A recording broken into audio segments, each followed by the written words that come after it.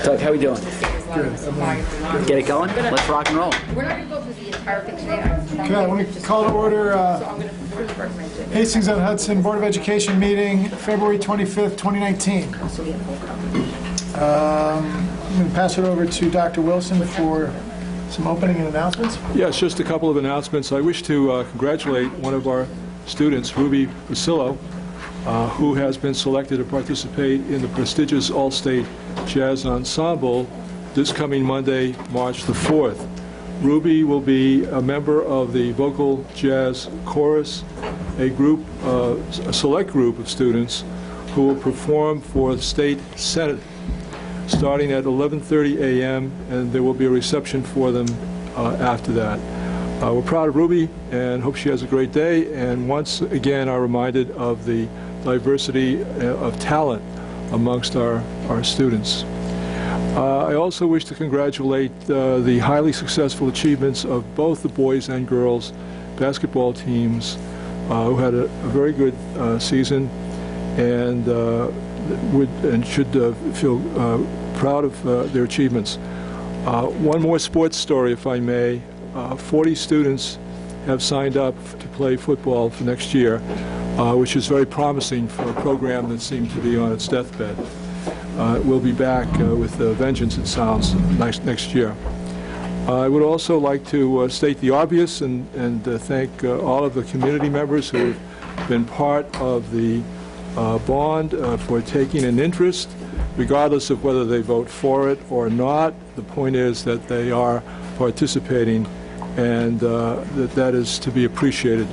And it is through their participation at the various events and so on that the bond has been, there has been such interest that we are very happy to see. And whether they are for or opposed to the bond, we urge everyone to vote Thursday evening, Thursday, I should say, February 28th, starting in the morning at 7, and the voting will go on until 9 p.m. It is at the Corcoran Gym here in this building, so we hope to see a great participation. Charlie, just to follow up about the bond, I do want people to know that you can still get an absentee ballot. The form to request the absentee ballot is online, or you can also come to the high school entrance, and the security guard should have copies of that, and you still have time this week to put in your absentee ballots. And to follow up on that, I think now it has to be hand-delivered, though. It has to be hand-delivered. That sounds right. Have to be what? It has to be hand-delivered now. You can't mail it in now if you're... By the 20, it had to be in by mail by the 21st. Right, it had, right. And then, Right. But if you already have one, it can be postmarked, it can be mailed back, right? All right, just... Gray area. I would bring it in by hand. No, I'll look it up, and I'll give you the answer. Okay, great. So it doesn't look like we've got a student rep here tonight. So. Both of them reached out to me. I think they were both out sick today, so Okay. They asked if it would be okay if they didn't come. So Hope you said no, they I should be gave them a here. thumbs up that they didn't have to come. Can I just see that agenda? Okay, so I want to open it up now for public comment. If anyone has any comments, please state your... You know what, hold on, I'm just like, sorry, let me just do one shout out, which I don't typically do this, but I think it's this Friday, correct? Academic Field Day, and then followed by the first ever Olympics. So just make note of this. I think it'll be an exciting day in the high school, at least in my house with my wife as a member of the English department. Academic Field Day is always quite exciting, and for those of you who don't know what it is, half the day the entire high school student body gets to select from teacher-run workshops in an area that's just interesting to them. So you wouldn't see this unless you saw this list of interests, but I'll just give you a sense. They range from Car 101, how to maintain your car, check tire pressure, etc. Peter Scotch. I should go. Yeah, check it out if you have time. You'll like this one. Strong women, ladies who lift. That's lift weights. Marie, and I don't know her last name, and I forgive me, but she's a serious lifter, and so wants to encourage people. Reggae, excuse me, Hip Hop, Reggae, and the Jamaican Connection by Gerard Marciano, who goes to Jamaica every year. He's an interesting fellow. Intro to Romanian, and Should We Be Afraid of Killer Robots? And that's probably, that's about 20% of the various choices that students have to have, you know, that students get to. And that's what I mean, it's like 20%. Like, that's just a touch of it. I mean, there's like 20 different subject matter, and it's all by teachers just presenting on stuff. You know, Sarah's class is on Flight of the Conchord, the comedy show. So, just a very funny thing that did not happen in Catholic boys' school. I can assure you. So that's it. That's my shout out, and I hope that the Olympics goes very well, as I'm sure it will. And I got the answer, and Doug, you are correct. So if you are mailing the application, actually, interesting. The application must be received. The application must be received. So wait, maybe okay. The application must be received by the clerk at least 7 days before the vote. If the ballot is to be mailed to the voter, or the day before. Oh, okay. So no, I think this is only about the application. So it sounds like as long as the ballot is received. Only because I know we wait till they're postmarked after. Like, I Okay. remember getting them in. So It's gotta be people postmarked by the have to 21st. already have it, though. No, They that's the already have it. application. Right, so the ballot itself can be postmarked up until the 28th? Okay, terrific. Or it could be hand-delivered. Okay.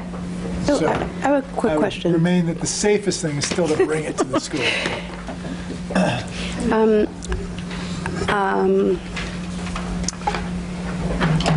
I wanted to, do we know when this gets televised? When, Mr. Theodore, do you know when this meeting gets televised? By Wednesday. By Wednesday? Because I just wanted to make a couple of comments about the bond. I don't know if you want that now or later. But Well, why don't we wait till board comments for that? That would probably be a good. well, I just worry that people don't watch till board comments, but I'm happy to wait, but Go ahead. Should we do public comment first? Yeah, why That's fine. don't we do public comment, and we'll come Okay. back to that. So public comments, so if you have something to say, please keep it to 3 minutes. State your name, and if you're a resident of Hastings, if you are. I come up here, right? Yes. Yes, please.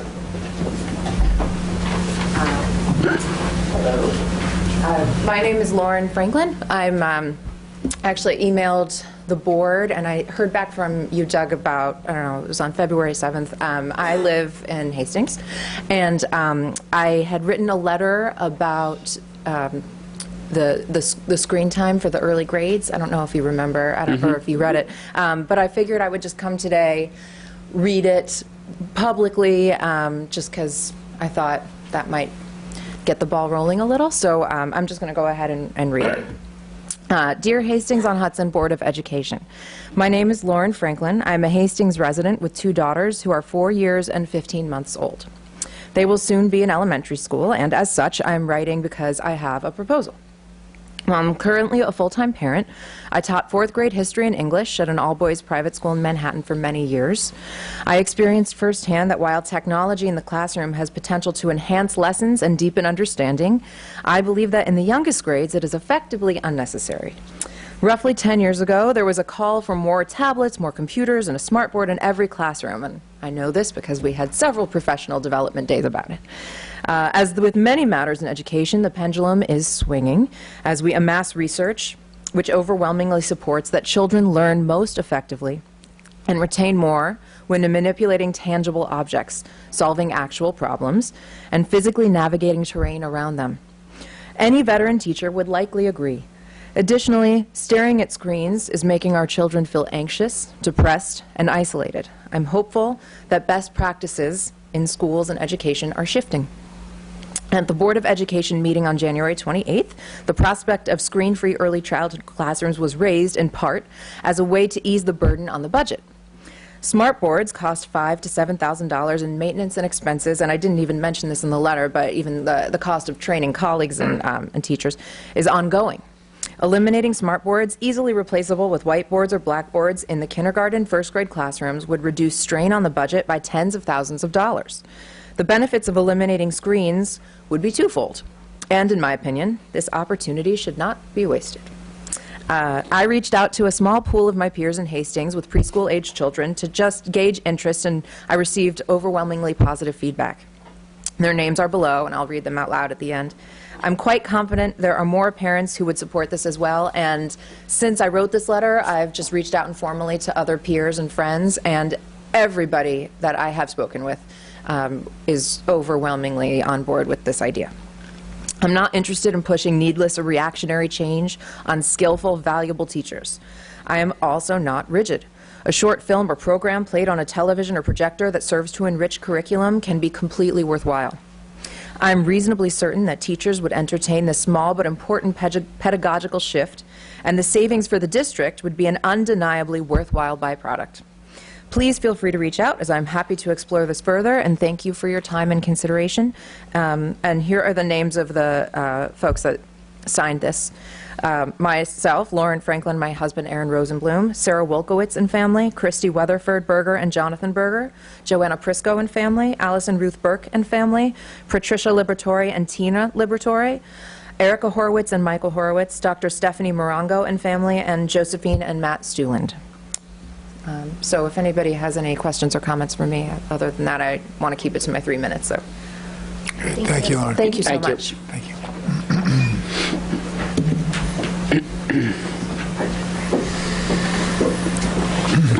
Any other public comments? Okay. So we'll keep moving along. Why don't we take a second for some quick board comments now? Yeah, I just wanted to say this in case anybody, well, here or is watching, before the vote, the bond vote this coming Thursday, that I think we've made a serious effort to be able to reach out to the community in a number of ways, whether it's in the newspaper, in our forums, at board meetings, things we've sent. I think we've really worked very hard. I'm kind of struck by how much I've been hearing from people, and I feel like people still aren't especially educated about the bond. And I'm hoping that people will do their due diligence in this last few days before it actually comes time to vote. But there were just a couple things I really wanted to comment on that I thought needed to be mentioned. Besides the fact that so much time had gone into this, as we've talked about, it didn't just kind of come out of nowhere and come up with a proposal. But I think if people saw the letters to the editor in this week's Enterprise, I thought it would be important to just make a couple of statements in response to some of the letters. One of them, which, and I thought they were very understandably, I understood the sentiment, and some of them were very well stated, but I did feel bad that in one of the letters that there wasn't, sort of the homework wasn't done, and sort of stated that we would not be refilling Mr. Jernigan's position, and I think that is an item that people have been upset about, and I think they need to know that that is not what we decided to do, because I think that a lot of the people that feel strongly about that might feel like they shouldn't be voting for the bond, like how could we be doing this? I just think going on record and making that clear again. And the other thing was, and Doug, I know we've talked about this, and we haven't said it that much, but, I think people sometimes forget that this is the only tax that we get to vote on. We don't vote on any of the other ways that we are taxed. And I think sometimes the school budget or a bond, we kind of take a hit for that, because especially when people are feeling it, are anxious, worried, feeling it in their pockets, this becomes a way that they can have some impact, have an effect on that. And I was a little surprised that one of the letters was someone who had been on the Board of Ed, who knows that, and knows that this is one of the only tax that people actually get a chance to vote on. And I thought it was important that people remember that. And then finally, Maureen, I don't know if you want to talk about this at all later, but I had sent you an email before about a text I had received from somebody, and I thought they raised a really good point that if people didn't understand, it was important that they knew.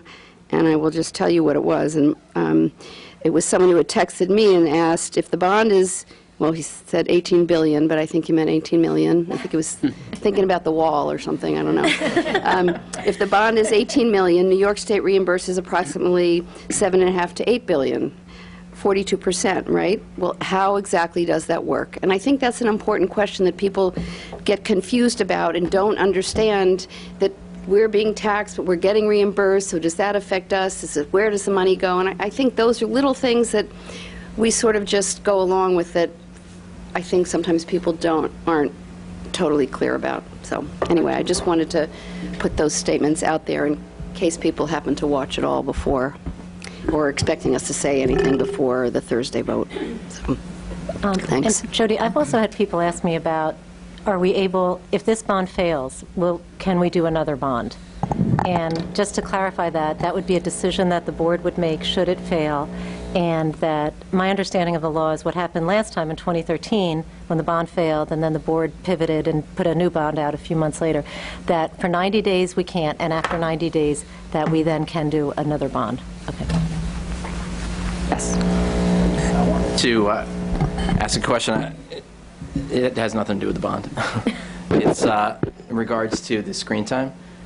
I don't know. I don't want to put the teachers on the spot, but we do have kindergarten teachers here, and I would love to get opinions from the kindergarten teachers. I don't know if this is the forum for that, but I think it's probably not the best. It's not the time. It's not the time. I think they would need time to even just think about how they personally feel, and then maybe collectively come out as a grade, I think, would be the best practice for that. Yeah, because one thing we could do, it's a very, I mean, I was the one who said it back in January. I think it's a cool idea, and I would love to have like small meetings with our teachers to see what the interest is, because obviously you guys are the ground troops, and you'd have to be interested. One thing that I've felt is that people come and comment, but there's sort of this board doesn't talk to the teachers, which I get, but I don't get enough feedback from the teachers, and having that kind of a feedback loop would be really helpful, because I mean, as a parent, I hear what they're saying, but I'd love to create a way that the board can get more of that feedback at some point. So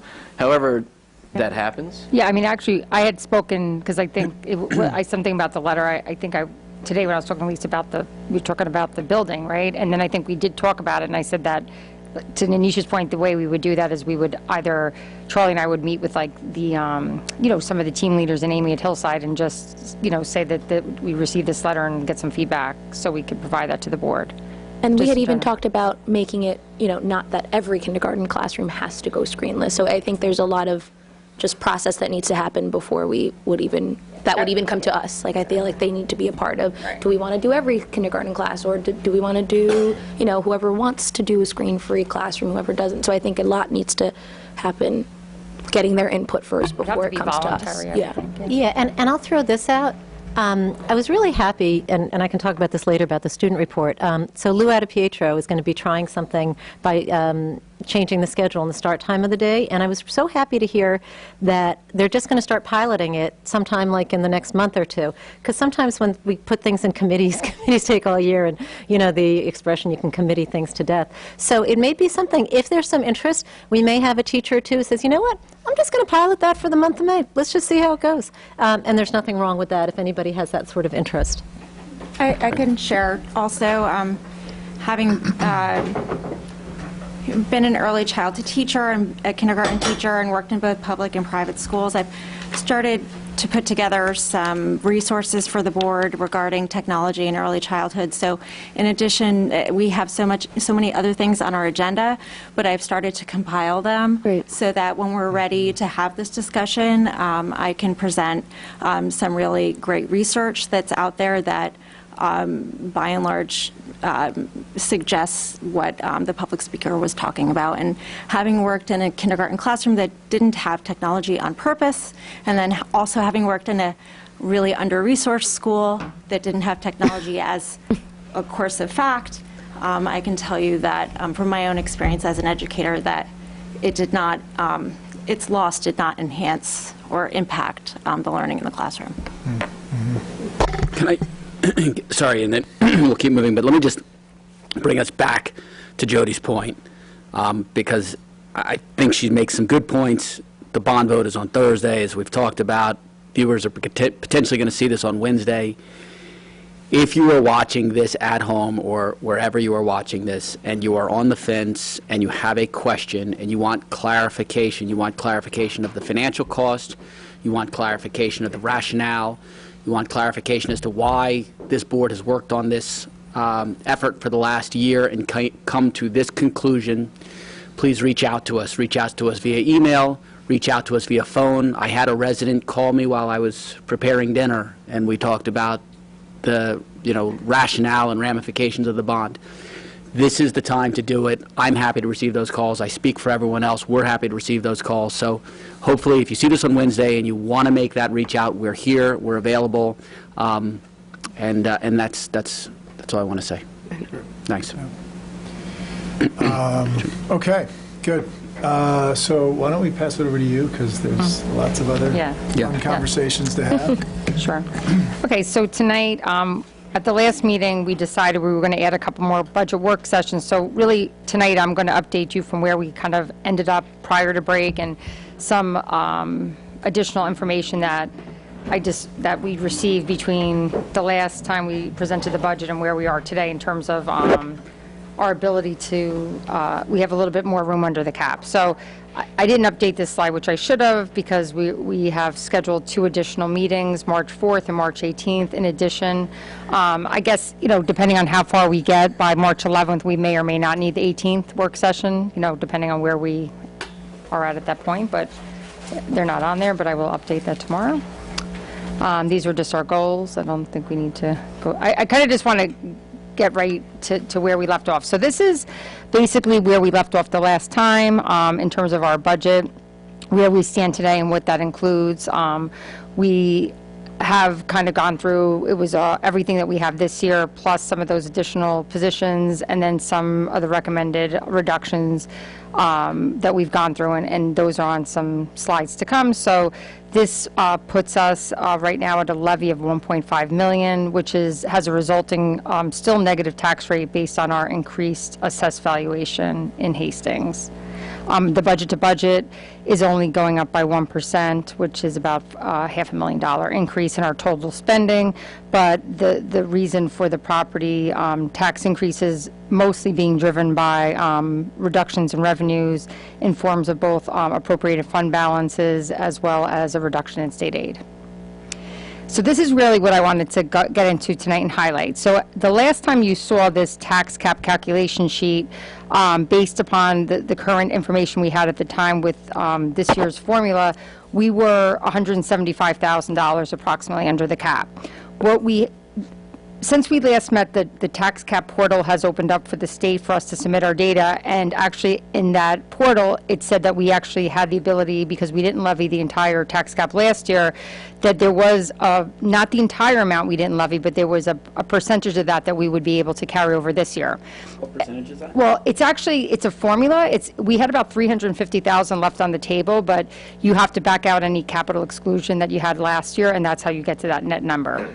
So it's like half, basically. But I mean, it's based upon that formula, not just by doing half. So if we see up on the top, I highlighted it here. So that represents, just coincidentally, was almost a very similar amount to what we had available to us this year. We had $174,000, and again, that was a certified amount by the state controller's office. So at the time, we didn't even know, because they have to kind of give you that calculation. So when we went in, we discovered that in fact, we actually had some additional room left over from last year. So that would put, if you take those two amounts, we are currently, with the proposed budget we had on the previous slide, $344,000 below the cap. We still, if the board wished to do so, could increase our budget another $344,000 and still remain tax cap compliant. So let's just kind of, again, go back through where we left off the last time. And I'm just not even going to go through the detailed budget slides. I'm just going to keep it at what we're proposing to add, where we are in terms of reductions, and what we've done since the last time we met also. So currently, we're still proposing to add some math support at Hillside by using a teacher assistant, getting some math PD for that position, and also still adding a new program for 4th grade there, like a co-curricular program. Middle school, again, these are just kind of some budgetary lines, nothing really big to highlight in there, just about $15,000 extra in addition to what we currently spend there. At the high school, we are, as we talked about, in need of a little bit of additional literacy support staffing at the high school, and also some additional E&L staffing, as well as the continuation of the Challenge Success PD that they started this year. I just wanted to highlight this E&L number. I spoke to Janice the other day. It had started off as a 0.4. It may actually go back to a 0.4. Right, we put it up to a 0.6, but she and I had a discussion on Friday of break, and I didn't want to change it yet. I just wanted to confirm that with her, but this actually might drop a little bit down to a 0.4 based upon needs. Just it was kind of in fluctuation there. These are the proposals that are included in the budget. Again, these are budget proposals that are included. There are 3 additional ICT classrooms at Hillside, an addition of a communications class, and with that communications class teacher, there's also a teacher assistant and a teacher aide being scheduled for that class, as well as 2 additional one-to-one teacher aides for students that are coming in. Yep. I know, I'm sorry, yeah, because I think I changed, I didn't, the dollar amount is correct, yes. And Maureen, which we might be touching on later, when we talked about the cuts proposed to Hillside, are these counted in that number, like the addition of positions as well, when we're talking about aides that we're cutting? No, these are like, so they're not netted out, like, I keep the additions separate, but if you take them together, you'll see that what actually would end up happening is that many of the people would just move over to these positions. So do you have a number of how many we are actually cutting? Get to that. Okay, Yep. thank you. Yes, so, yeah, it is kind of a net number, and we'll talk about that later, what, in terms of actual people that would be lost, what that would look like. Okay. So, again, these are just the ICT charts we've gone through before, which shows our current ICT, the number of students, the sections that it's currently offered in, with the percentages of gen ed to the special ed children in those classrooms, and what it will look like next year for proposed. Again, just to go back, the 2 highlighted sections there they're highlighted where if in fact there was 1 or 2 less children in either of those sections, we may not need to run them, but they're kind of cuspy right now. And I don't know if this is a question for you or a question for Laura. There she is. Sorry, you were behind somebody. When will these numbers, like when will we know exactly how many children are going to be need an ICT classroom? The latest, to be realistic, is June 30th, because all of our meetings have to be done by June 30th. Obviously, our annual reviews have started already. It's kind of a double-edged sword. We don't want to do them too early because you're not showing enough growth. Our children are young, especially when you're looking at the Hillside, and a lot of growth could happen between February to June.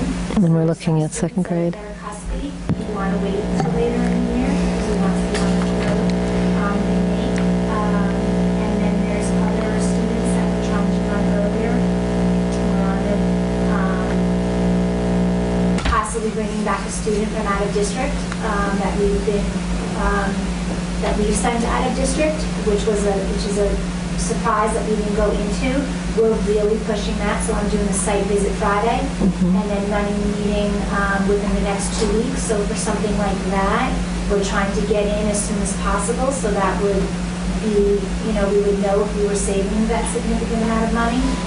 But that's a unique situation for that child. For a child like this, I wouldn't want to run the meetings for the second grade earlier than later, because then I would say you're probably looking at 2 ICTs where the later you run it, you may only need 1.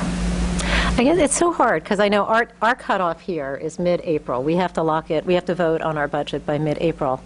I guess is there any? I mean, I don't know if you can identify who the ones on the cusp are. Maybe to have meetings shortly before then, just to give insight. I don't know, because I just know. I mean, I remember. I guess it was 2 years ago.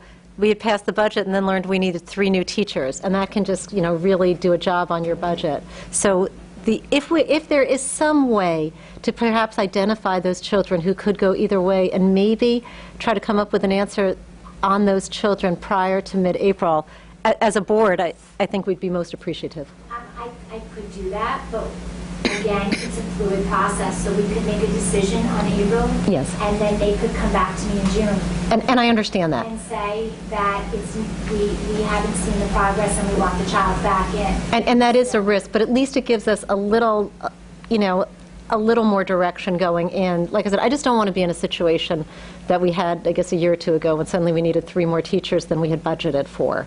So, I don't think you're going to have that. I think we... well, I mean, I don't want to over budget either and cut aides when we didn't have to cut aides. So I guess all I'm saying is if there's a way, and I know, look, I know your job is huge and it all rests on your shoulders, but if there is any way to get us the best data possible before we have to make that decision mid-April, that would be awesome.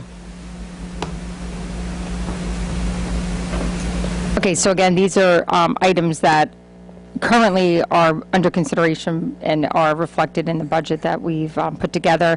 We're looking also to increase the release time of the teacher who is in this role of the Director of Diversity, Equity, and Inclusion. They currently get 0.2 release time. This would be increasing an additional 0.4, which would allow them to work at each building for 0.2. Okay, so here are the areas of consideration where we last left off, where we were. We still have on the table to reduce or not run FLES for next year. We were making a recommendation at this time to reduce kindergarten aides to half-time in the classrooms, but keeping the 2 ICT classrooms with their full-time teacher assistant. Special ed, the recommendation would not to be running the resource room next year. And then we are also reducing our emerging technology, which is a person from BOCES who works in the building with staff development with our teachers. We're also making a recommendation to reduce one of our land support technicians, as well as also, again, reducing the number of teacher assistants in ICT classrooms to be shared. Now, I'm going to go before, so that's where we had left off the last time. What we've done since then, sure, yeah. Mm-hmm. Actually, is that a cut of 11 positions? I just changed this. I'm sorry. I did all this like last minute before it because it was originally 11 when we had the music. I'm sorry. I was so concentrated on making the new slides, which I'm trying to get to, that I just didn't even. It's 10. But Maureen, yes. is that for teaching assistants? That is what the actual cut is then? After Well, it would be after It would be moving? no. It would be 4, 2 of which would be reassigned. One to the communications class and one to that math support position that we spoke about earlier. So right now, it would be a reduction of 2 staff members, and the teacher aides would be a reduction of 1 because there was an additional 3 being added on the.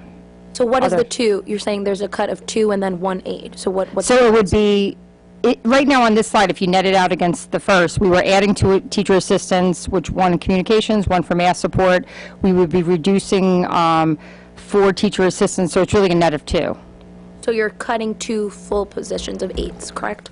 1 After of we aides, 1 of reassign. aides and 2 of teacher assistants. 2 TAs and 1 aide. But that's before, I haven't gotten to my other slides yet, because that's where we left off the last time. Now we're making a different, we're going to be updating that recommendation.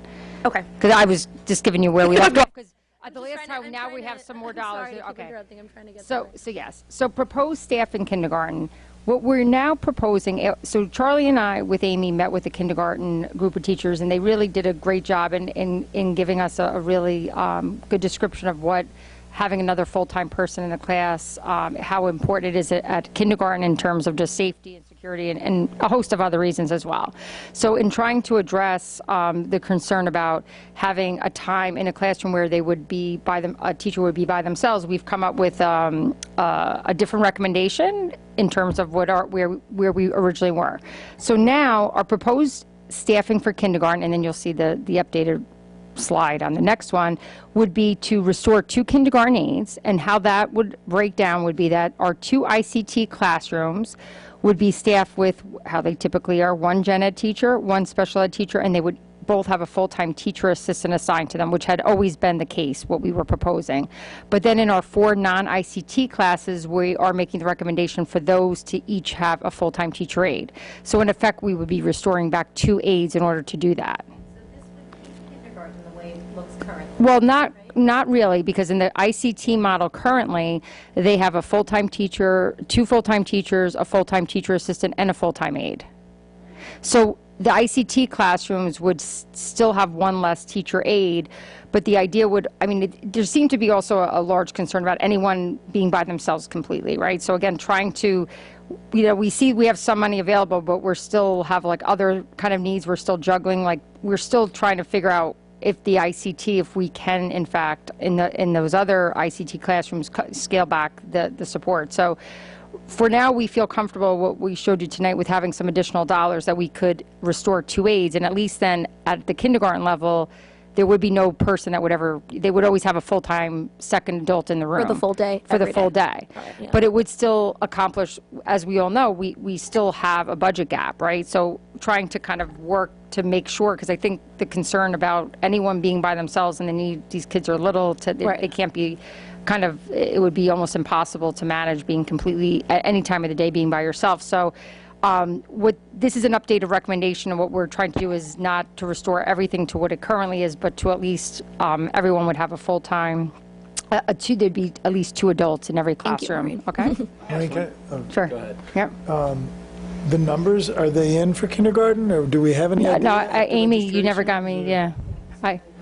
I had asked earlier, but I didn't get them, so, you know, we hope to have that tomorrow. Just as a point of kind of historical background, can you just tell me at what point did the kindergarten classroom move from being a single teacher or a single adult to 2 adults? Is this 5 years in the making? No, I think it's been, I mean, as long as I've been here, I'm pretty sure. Well, no, that isn't true, because there was a time that the aides were part-time, that, or at least they were shared aides, because when I first started also here, went to 2 o'clock. So. No, but not only that, but when I definitely first worked here, because in the contract, we had many aides that only worked 17 and a half hours a week, and I want to say it was around 10 years ago, but again, I don't know whether they were splitting aides in the classrooms, but they're definitely, I definitely know that, like many of our employees we had actually more employees, because what was happening, we used to give health insurance at 17 and a half hours, so there was a point that we mandated people to work full-time, because we were actually giving, in some cases, maybe they had 2 different people. We were paying like 2 health insurance packages to get like 1 full-time employee. So I definitely can remember that, which was probably 12 years ago. How long have you been here? 23 years. So what year? I started when I was 18. Just for like ballpark, this has been there've been 2. There's always 2 adults in the classroom For at least 20 years since my. Well, there's always been 2 people in there, whether it's always been full, like when it started to be full-time. My son was at kindergarten in 1992, and there were 2 adults. Yeah, okay. yeah. I was going to say what my son was. And it really is the best practice.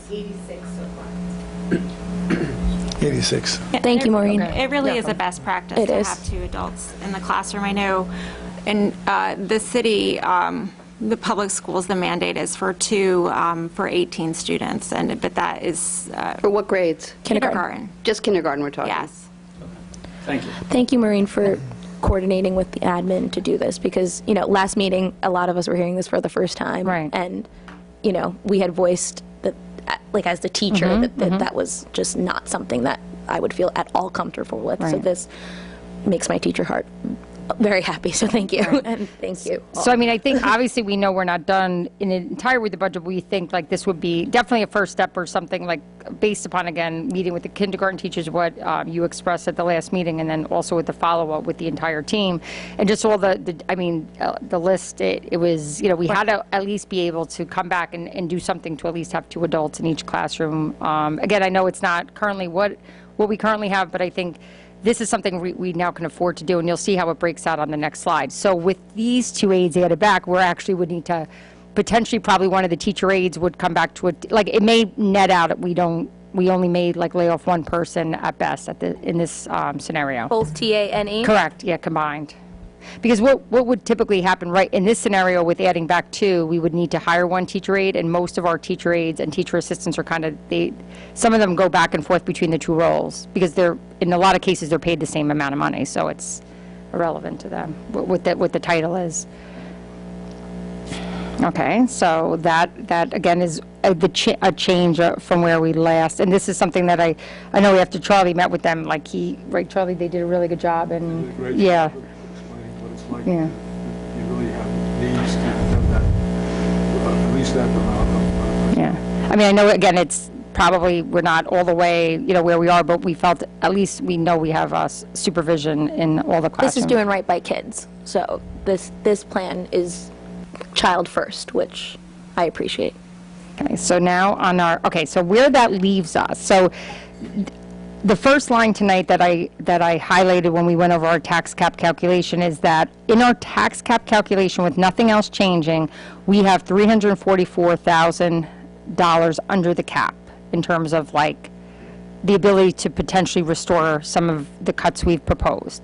One of the other recommendations that there's three other smaller line items on here, but I'm going to ask the board to accept some of these recommendations. One of which is, as we know, we've been, I know some people weren't thrilled about it, but we are receiving film revenue from these outside companies doing filming. In addition to the one that had been filmed a couple weeks ago, over break I met with 2 more production companies because they all speak to each other. And there's actually a proposal, which I'll send out the board more details once we figure everything out. But in the next month, there's a potential to also film 2 other shows, but on 3 separate dates at the school, which would even probably bring us more than $50,000. It could be a potential of over $100 and something thousand dollars, but I'm being conservative here. But what the recommendation will be is that this, although it's like a one-time influx of revenue, in terms of like our fund balance, when I made those proposals or where we thought we were going to end up, we didn't know we were going to get this additional revenue. So this money would come in through appropriated fund balance, meaning it's additional revenue that we're receiving this year that we could appropriate as part of our revenue appropriation to next year. So again, so far we've collected, I think I got another check today from them, like $33,000. But again, I know for sure we at least have one other film company coming in, and we're just working out the schedule so it doesn't impact, students, and they may be actually filming on a Saturday, which is ideal. So, we are going to have the potential even to make more than this, so that's recommending to, I feel comfortable that it's not touching our reserves, but just like additional money this year. And then we also received, which you'll be approving later tonight, we actually did get word from some of our employees that they are in fact going to be taking another year of leave of absence. We had planned for our teachers, not knowing that they would be returning, so we have a little bit of a higher salary budget in there, so we feel comfortable that we can lower our budgetary salaries for next year. Well, not only comfortable, they're not coming back, to reflect having some replacements that'll be less expensive. So again, that gives us like another $50,000 of budget savings.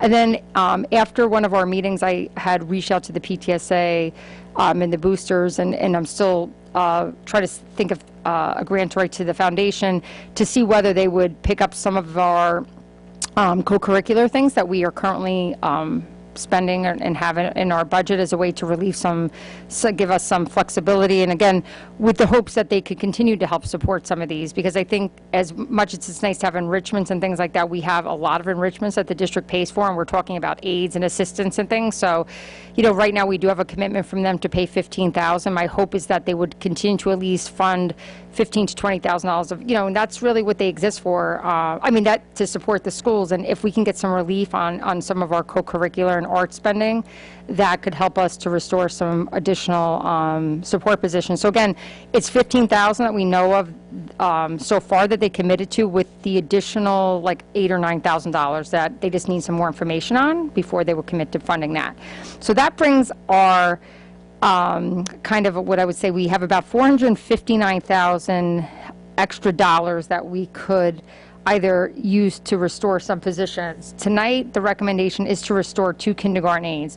So by restoring those, we have still about $350,000 or so, like additional room in terms of, as we look at that list of reductions that are still kind of in play, right? And we'll go back over those now. Oh wait, we'll go back to those. And then the other thing that still isn't accounted for, and we don't have money for it, and just to consider is if you did want to break that 4th grade section, but I know that with space concerns and things, it may not, I know, it was just, I just didn't want to forget about it, just in case anyone was asking. And then there are a couple other areas. I was looking at the Schedule B and the sports, which I can share at the next work session. I just want to distribute to the board so you can have an opportunity to look at how we do spend money in that area, so you can kind of see, like, there may be other areas that, as we go through this process, that if we tighten up, we may be able to restore additional positions if you felt, you would like to do that. I just, Sure. very quickly, just use this as a quick opportunity just to, given the sensitivity that we received in some communications to the board around our using the district facilities for filming, it seems that we are becoming increasingly popular as a place to film, which is fantastic. I think it's great. I think it's good exposure for the students. I think it's good exposure for us. I think net it's all very positive, but I do, seeing the money come in, it does make me sensitive to at least say, just in a public forum, that we just have to stay on top of a Saturday. That's great. If it's during the school week, that it's done with, all necessary sort of arm's length distance between filming and students, et cetera, just as the obvious statement. But while it's great to see the money come in, let's just make sure that we are doing everything perfectly right so we don't run into any situations where community members or otherwise say, we shouldn't have, X, Y, Z. No, I think because if it goes right. awry, then we won't ever be able to do it again. No, it's true. And and again, not to rehash, and I think, yes, the communication, there was a breakdown, and I don't want to get into why that kind of occurred, but in terms of people understanding what was going on, and it really just was an overlap of about an hour anyway that day, but I do think, we'll make sure that we communicate to people, but it does, once you kind of work with a company, they give your contact info. That's how it works, because they're all, because I have people call my phone and I'm like, how'd you get my number? And they're like, oh, this one gave it to me. Like they all have my cell phone number, and it's hilarious. But they actually said that we were really nice to work with and very accommodating. And I just want to say that in addition, I've actually, even the last film shoot, not only did we also require them to hire more of our own security guards, and then I had 5 of our custodians come in on overtime. So when I tell you we had a set of perimeter, I just want to assure everybody, because we do take security very seriously here, so that even we try to do our best to ensure that there is, it's exposure, but I would say we were more careful with them than when we have anybody else walking. I know parents have to, because they're left to walk through the building by themselves, but we were very careful with them. But I will update the board when I have the finalized details, but it's pretty exciting, because one of them was ideal because they do film on Saturday, which is unusual for And I film think just companies. the reminder, I don't think anyone was doubting the security measures that were in place. I think the breakdown was that we had talked about last time was in the communication to families and letting them know what the procedures are, when it was happening, just to remember to have our due diligence with that, because I think that would put a lot of the anxiety at ease. Yeah. And actually, I'm thinking we already received close to 50, because I did forget they did film. They filmed outside during break as well. So it's great. And Maureen, it's I great. was just going to thank you, because even when you said we're getting more offers, I'm thinking that's because people like working with us, and that's because people like working with you. Thank you. So thank you. This is wonderful. No, and it's good, especially because if in fact, right now I'm being just cautious saying it's 50,000, but again, if that amount grows once, until it's signed and they're saying they're definitely coming here, that could actually become more like $100,000 in the next week or two. So that does allow us some flexibility. I know it's not, we do have to be mindful as we look at things, and this is why tonight the proposal for the kindergarten, I think we're trying to weigh sustainability with what we can do. So the reason we didn't just say, okay, we're going to add all the A's back, because I don't think long-term we can sustain that. But I do think we have an opportunity with some breaks in our tax cap and getting some additional revenues that we can try to be strategic and add back staff. But we do, as we talk about the teacher assistants and the ICT classes, and we expressed this at the meeting we had with the teachers, we have and I shared with the board some information we received from other districts and how they staff ICT classrooms. And as we've seen, it's a mixed model. Some people have full-time teacher assistants. Some of our counterparts, very wealthy school districts, don't have them at all in their class. And we're not trying to be like either of them, but what we're trying to do is take our staff and this may take some time. We have to kind of work it out. I'm talking about teacher assistants now.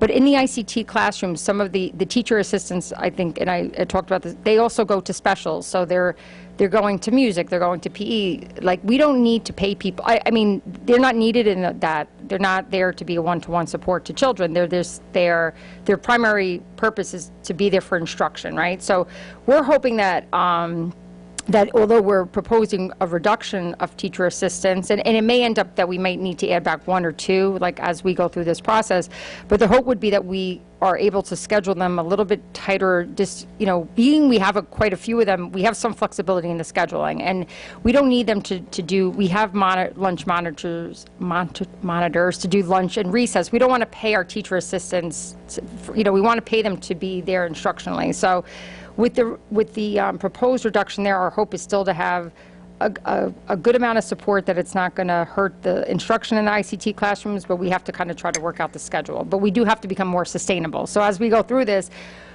we have some breaks, and that's why, it's a fluid process, but we also have to be mindful that we want to be able to manage and not go through this every year. Like, we, add them back this year, and then next year we're back to square one. Yes. Maureen, can I switch your gears a little bit? I wanted to just get back to the position of the Spanish teacher at Hillside. Yep. And in the interim, it's been really great receiving as many letters and public comments as we've had from our community in support of Spanish. It supports our diversity work. It's what our neighbors are trying to get right now. So I know that there have been some meetings. I know that Nora Bertacci and her staff, I think, met, and everybody's excited to try to make this work. So I guess I wanted to ask for an update on where we are, either from you or from Amy. I'm not sure who was the person to update on where we are in that. So I guess the question on the table right now is, the proposal is, let's do a true FLES, a much richer FLES just for grades 3 and 4, and keep the 1 teacher. So I'm not sure, Maureen, would it be you or Amy to opine or to bring us up to date? Finish this and then bring that up. Oh, I'm sorry. Yeah. I thought this was finished. Sure. I have the other slides in the back, but just to kind of, again, summarize where we are, and we were going to bring up the FLES tonight, but it's kind of a to be continued, but Amy will get up and kind of give you where we are right now, right, Amy? But just to kind of give you where we are in the budget. So right now we're restoring, as we're making the recommendation, Charlie and I, to restore at the kindergarten level 2 of the aides. So where that leaves us is we're $349,000. We still have this wiggle room. But just to go back to this earlier slide, but this is kind of showing where we had been, but we already have restored 2 of those kindergarten aides. So it still doesn't restore everything. So we're still going to have to continue having conversations about whether it be FLES or the ICT. But one of the things, and it kind of relates to both somewhat, but Amy will speak about the FLES. As you know, we've been talking about bringing in a master scheduler. The guy's in Hawaii. He emailed me and said he's in Hawaii. I'm like, lucky you.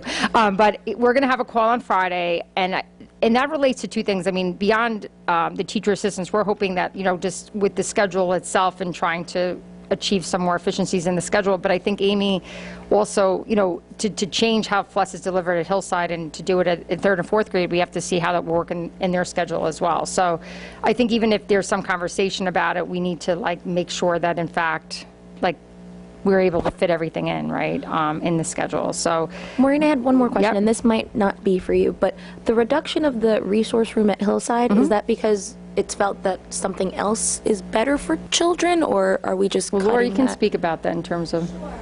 I don't mean to put you on the spot, so if we can get back to it later, if that's what you need, but. No, it's fine. It was a really hard decision to make, especially since we've only had it up running since September, and it's really been successful in a lot of ways. I think there's a couple things. I think it's a small capital. Laura, do you mind coming up if you're going to, Oh, sure. people probably at home are interested in hearing what you have to say.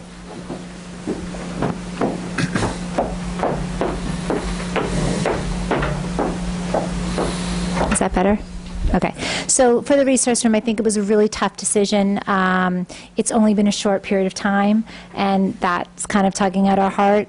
But I think it's different when you look at resource room in the middle school and the high school. The numbers, the projected numbers just weren't there. This is kind of playing into the 2nd grade. ICT a little bit too. Resource room, another ICT classroom. So that's another thing that's kind of playing with the numbers a little bit.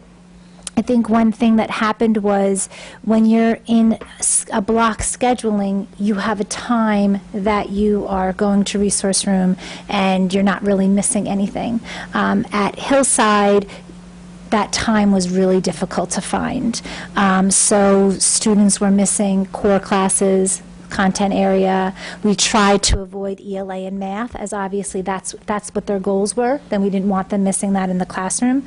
But then if they're not missing that, then they were missing a music. They couldn't miss PE because that was mandated, not art. So they were missing a FLES. They were missing music. So this isn't a reduction of a science and teacher, social right? This is just So like, this is a reduction of a teacher. Of a teacher. Yeah, but So we're not adding back 4 other positions. right. So that's just like more That's one of reassigning, our- right? yes, Okay. Reassignment. It's, So I it's just being wanted to make sure. recycled going back in, but that position is a reduction. Okay. So it's something that we think that we need to educate ourselves better on, and what would an elementary resource room look like? What would an elementary student in resource room look like? So I think it's something that Tesfa and I are committed to kind of doing some more education on in the future. But when we looked at the projections, the numbers were, not supporting it. But thank you. Maureen, are there more slides? You know what, I mean, tonight I wanted just to update you. I don't think there's any need to go back through all the detail. I just wanted to let you, highlight the tax cap, where we are there, some recommendations in terms of, if, again, you don't have to give me an answer tonight, but we're going to recommend moving forward with either the appropriated fund balance and things such as that. Let's stay on that, because you and I had this conversation, and just in the effort of trying to, use these finance discussions to move things forward in the upcoming finance work sessions that we'll have in March. So just to be really clear, the recommendation coming from superintendent and from Maureen is around maintaining the kindergarten staffing levels and teacher assistants, such that we always have, no less than 2 adults in the classrooms. You'll have 2 ICT classrooms with 3 adults in it, and 4 non-ICT classes with a general education full-time teacher rate. So I think the way we need to approach this is that this is locked in unless someone of the board has a question with this or thinks maybe otherwise, et cetera. But this is your recommendation. The recommendation makes sense. So it's adding back, it's restoring 2 kindergarten aides. And, I think the objective is that, at least as it pertains to kindergarten, this issue is settled and we're moving on to the other issues in the budget. So this won't come up, the point I'm making, this won't come up again. Okay. As we're discussing the budget, unless a board member, and when going through your numbers, decides that we need to look at this a second time, just because I want to make progress on these various sort of sub-issues. I would say I'm comfortable. I would say I'm not 100% locked because, in the end, we're going to vote on a full package of a budget. So it's we don't know what the other pieces are going to be. I think we all like this very much, and I think that's fair to say, but I think it's a little premature for me to say that I can guarantee. Well, I can't give a guarantee. I don't disagree. Nothing's 100%. Nothing's 100% until we vote But in April. But I think my the point is understanding that- was like the way we put Ken's position in. We said that's what we're committed to do. Exactly, Yeah. and effectively that the onus is on board members to raise questions, either that this is insufficient and we need additional resources in kindergarten, or this is. Or resource should go otherwise. But just, I'm putting words in your mouth a little bit, but this is sort of the work's been done. This is a firm recommendation coming from the both of you.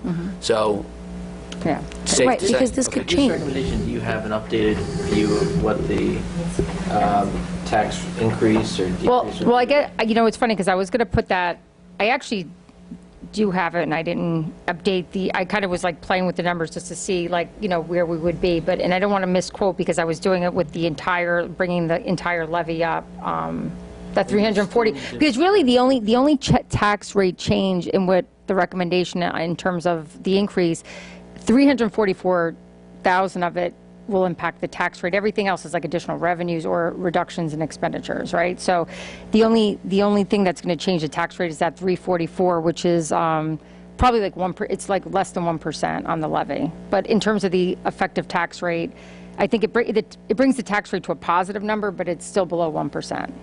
It's like 0.5% or something with the increase of, if we decided we're going to go all the way up on what the allowable tax cap is in terms of that 344, the effective tax rate of taxpayers would in fact not be negative. It would be somewhere in like a 0.5% range, and the levy, like I said, would go up another it would go up another percent, or, yeah, about a 1% on the levy, another 1% on the levy side of it. Which most of the time people care about their tax rate, not the levy itself, so. So right now, the two issues, which are, and there may be others as we evolve the budget, but there are two things right now are FLES and how do we handle that, and this question around the fourth grade and what could come of that and the potential for. And I think the question, we want to make sure that, again, with the reduction of teacher assistants in the ICT classroom, I still think we still need to get ourselves into a more sustainable model with our staffing. I mean, I think the hope would be that we are going to be able to be better with the staffing we have and try to keep it tight. I'm talking about now teacher assistants, but we may need to add back 1 or 2 depending on how that schedule looks. We just want to make sure that they have instructional support. That's not about kindergarten, correct? No, this is 1 through 5.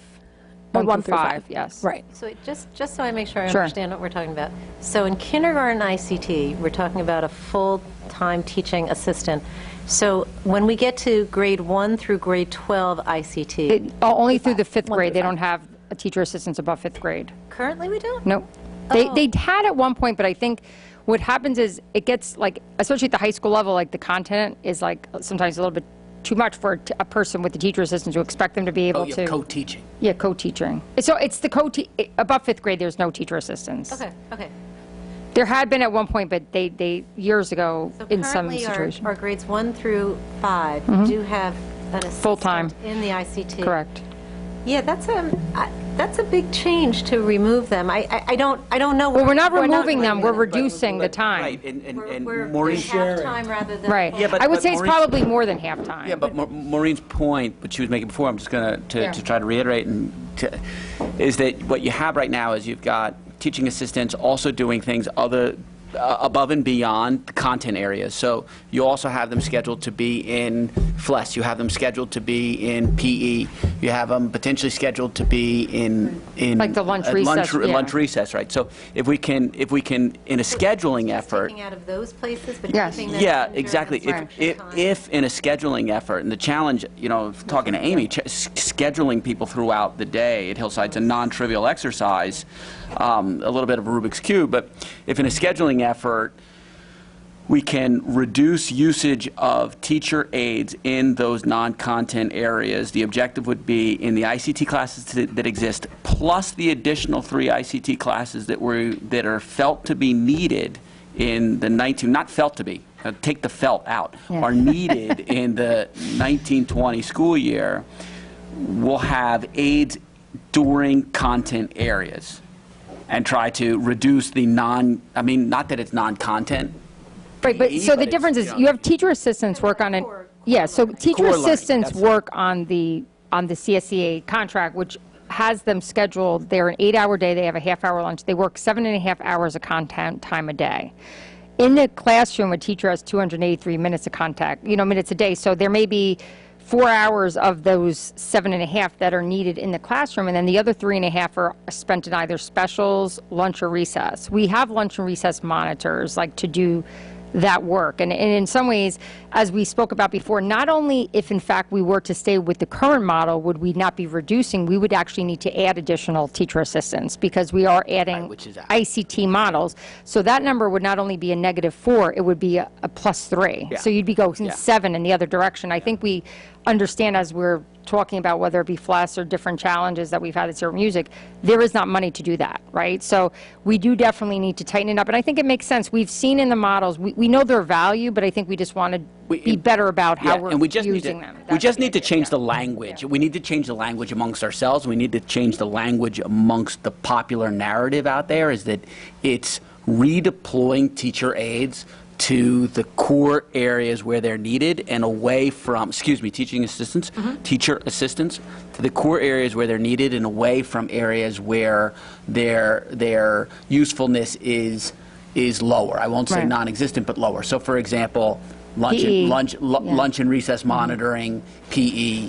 So if we can, because if contractually they have 7.5 hours, but we can direct that 7.5 hours to the core learning periods, then it's a better use ultimately per conversations with Maureen, it's a better use of their time, and it's a better use of district dollars. Yeah, and the other thing I just to remind, what we're striving for and what we do have, and not all schools have it, we have excellent class sizes at Hillside, which we're trying to maintain. We all know that, except for the current third going to fourth grade. But other than that class section, and that may be something as an example. And those I don't want to speak out of turn here, but as an example, there may be a rationale that in one of those class sections in ICT at the fifth grade level, at the fourth grade level, if you had a higher class size, maybe in that scenario you say, you know what, we are going to have a full-time teacher assistant in that classroom. So I think we're trying to have, if you see the chart, we're going to have much more favorable ICT numbers, but by doing that, we can't afford to do everything. So I think we're trying to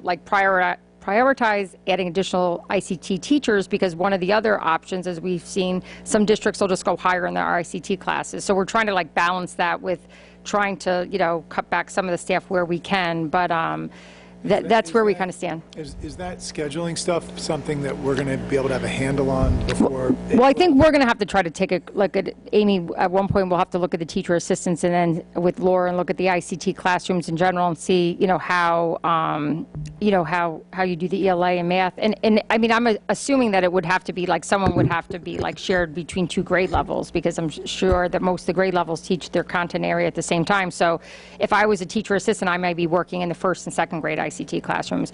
But again, as we've seen, and again, we know their value, but we do see that many districts don't even have them. So we're really trying to balance all the needs, but try to, have smaller class sizes, better ICT numbers, and then also just, try to share what I'm staff. saying is I would want a fairly high degree of confidence that we can make it work by the time this budget, as opposed to we figure out September 15th or October 1st, wow, this doesn't work, and then we're... Well, I think the idea is, I think less is less, right? So we know that it's still not going to be what they're accustomed, what has been the,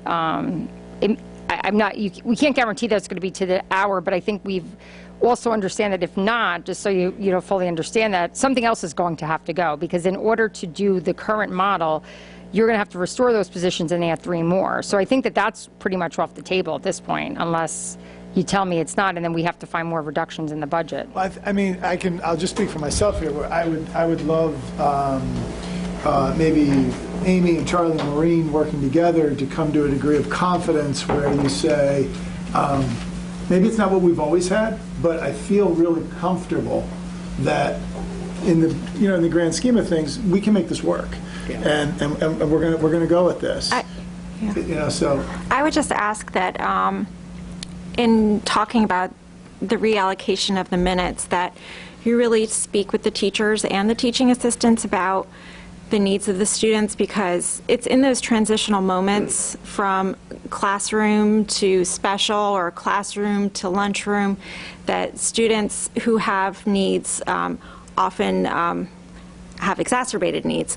So really understanding from the teachers and the teaching assistants where if the aides in the lunchroom and recess could really step in and take over, or if it really is in the specials, as if it is in music and art, that they really do need more hands-on to really understand and not just blanketly make a decision about where they can be reduced, but really think about where they're utilized, because it's those transitions that are often trickiest for students who require this special supports. Just to echo, But I mean, again, we're not talking, there are many kids we also have a tremendous amount of, I know what you're saying, but 1 to 1 if a child has that much, but they would still be bringing them to specials. No, but I think what Lauren's point is, which I 100% agree with, it's transition times are hard for all children in elementary schools. And when you add specific needs, even if you don't necessarily have a 1-to-1 aide, which would be traveling with you to special, those are the times where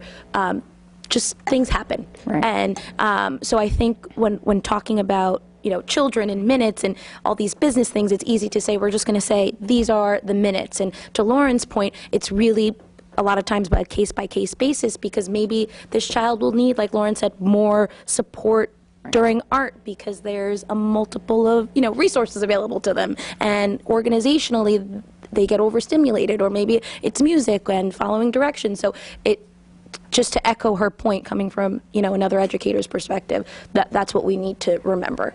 But I just want to remind the board, because as we go into these work sessions, it's going to be important, but first of all, you're not going to get a guarantee because you're going to have less people. But if not, I'm saying, but please understand that if you're recommending, and I'm not, nor is Amy or anybody here is going to give you a guarantee that it's going to be the same, because it's not. We're trying to make hard budget decisions. If you're not comfortable with this recommendation, you need to tell me, and we need to make another recommendation, because right now we're still short. And right now, I'm just saying we are getting close to the, but no, but I mean, we're going in the other direction, and I think that was vetted, and if we ask any teacher or teacher assistant, they're not going to, of course, not be supportive of this. They're not supportive of it, because nobody's supportive of doing less. So I just think that either we've gotten the data which you've asked, we've gotten it from every other school district, we've given you the numbers, I've compiled more information than I ever want, you know what I mean? But like, then you have to give us a direction about, do you want higher class sizes? Because right now, in order to keep it and have the transition times and the kids, because now it's sort of, you're recommending that we need them in music and art and all these no, I'm not saying you're saying, but I'm saying she was saying, I'm not saying you're not saying, but I'm saying you're putting it on the table.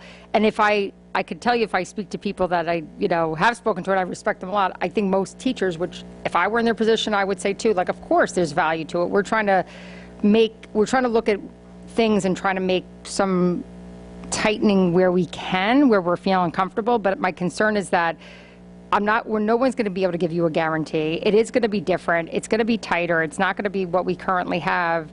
No, it's not a guarantee. I think all, and I don't want to put words in other board members' mouth, I'll just speak for myself.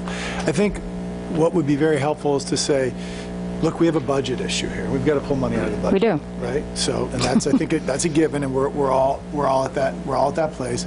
And so, what'd be great is to have, the instructional leaders come to us and say, we've looked at a few different options, and they all have some drawbacks, but as we've looked at the different options and the different drawbacks, we think this one makes the most sense. But that's what you have in front of you. Like I'm saying that, because we've been talking about this for 5 months, so these recommendations are a part of that. Right. Like, as was the music and the FLES, because everything else at this point, like I know for Amy and Laura, they were looking at the class sizes, trying to maintain class sizes at Hillside, so a lot of these recommendations, and even with Amy and Laura, they're like, we'd rather have more ICT classrooms and have to scale back a little bit on teacher assistants, because we knew we couldn't afford to do everything. So then just be really clear right now, if you're saying the recommendations in front of us, as it pertains to 1 to 5, right? I think we're all really clear on the kindergarten recommendation, and we're all pretty aligned on that. I think the one thing that's not clear to us right now is the 1 to 5 recommendation, because it sounds like there's still some scheduling considerations or thoughts that are going on there,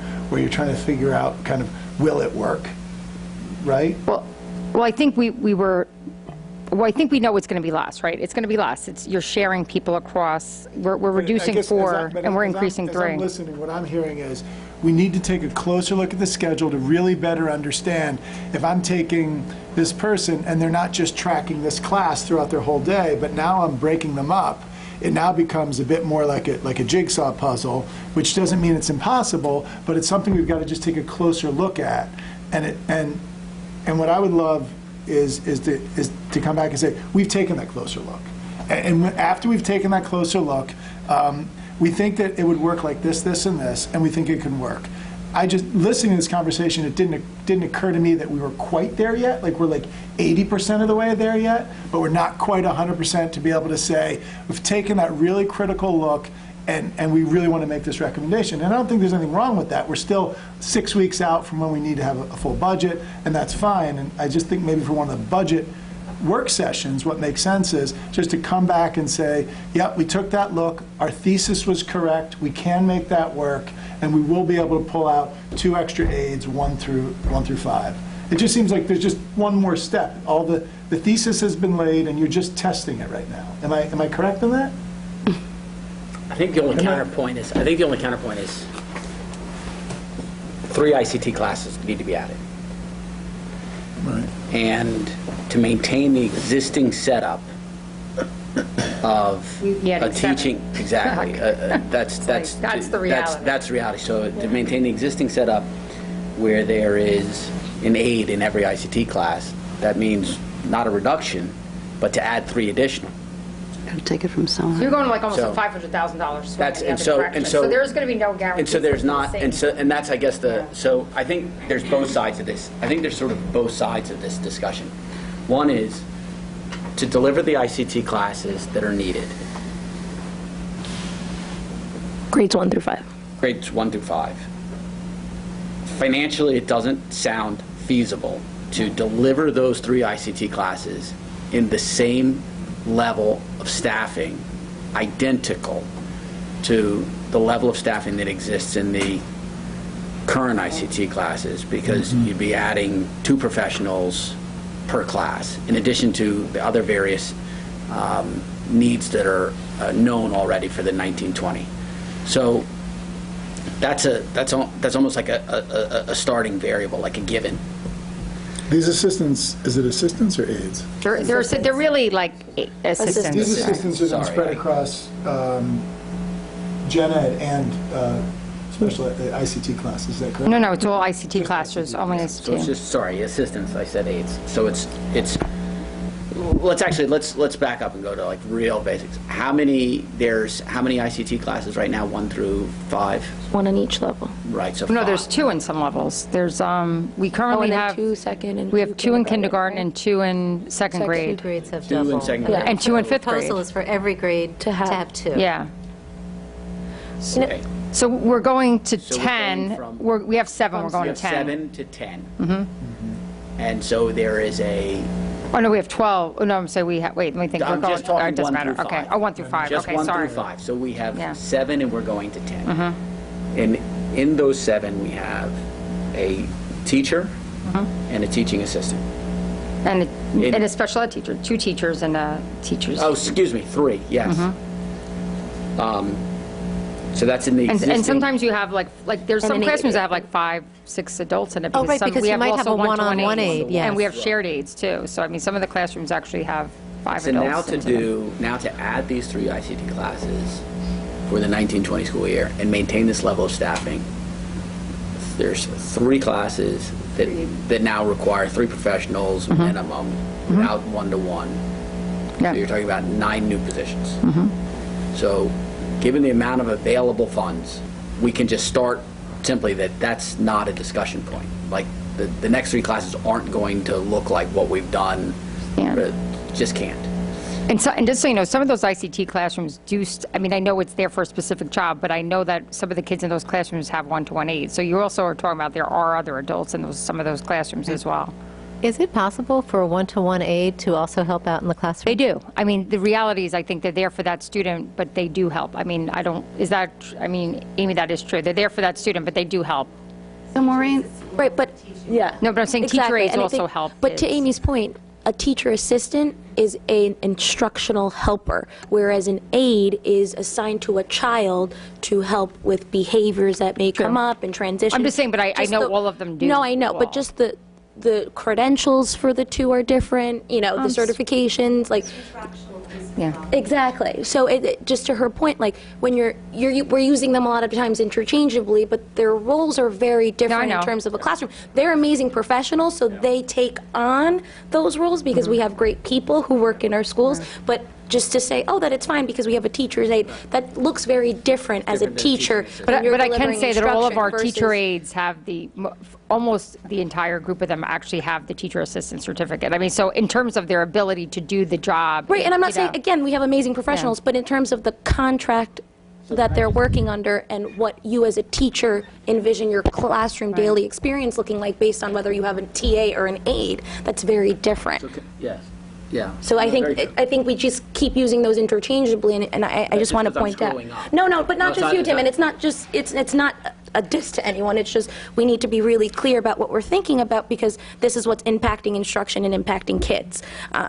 We keep relying on the fact that we have good professionals, but they're different contracts and they're different roles for a very specific reason. Well, they are in the same contract, and in terms of, there's a very minor difference between their job descriptions, which I actually meet with them all the time, so I'm very clear on what the difference of it is, and they are the lower level TA, they're not at the upper, like, their TA1 certificates, right. like, so again, it's just, we do use them a little bit differently, and as we know, they're not required. I mean, I know you had said in Ardsley, do you even have a full-time teacher assistant? in I your class? personally do not, but Right, all of the so- ICT No, I know, but classes as do, we yeah. talked about it, like you said, like, so in terms of, as you know, what we've spoke about, we do have a very high level of support here. I think, listen, these are hard Can I things, just and finish I the have point? no problem going back to the principals and making other cuts, but we do need to have this conversation Can I just sooner than finish later. the point? So we get the point I wanted to make, just for this collected 7.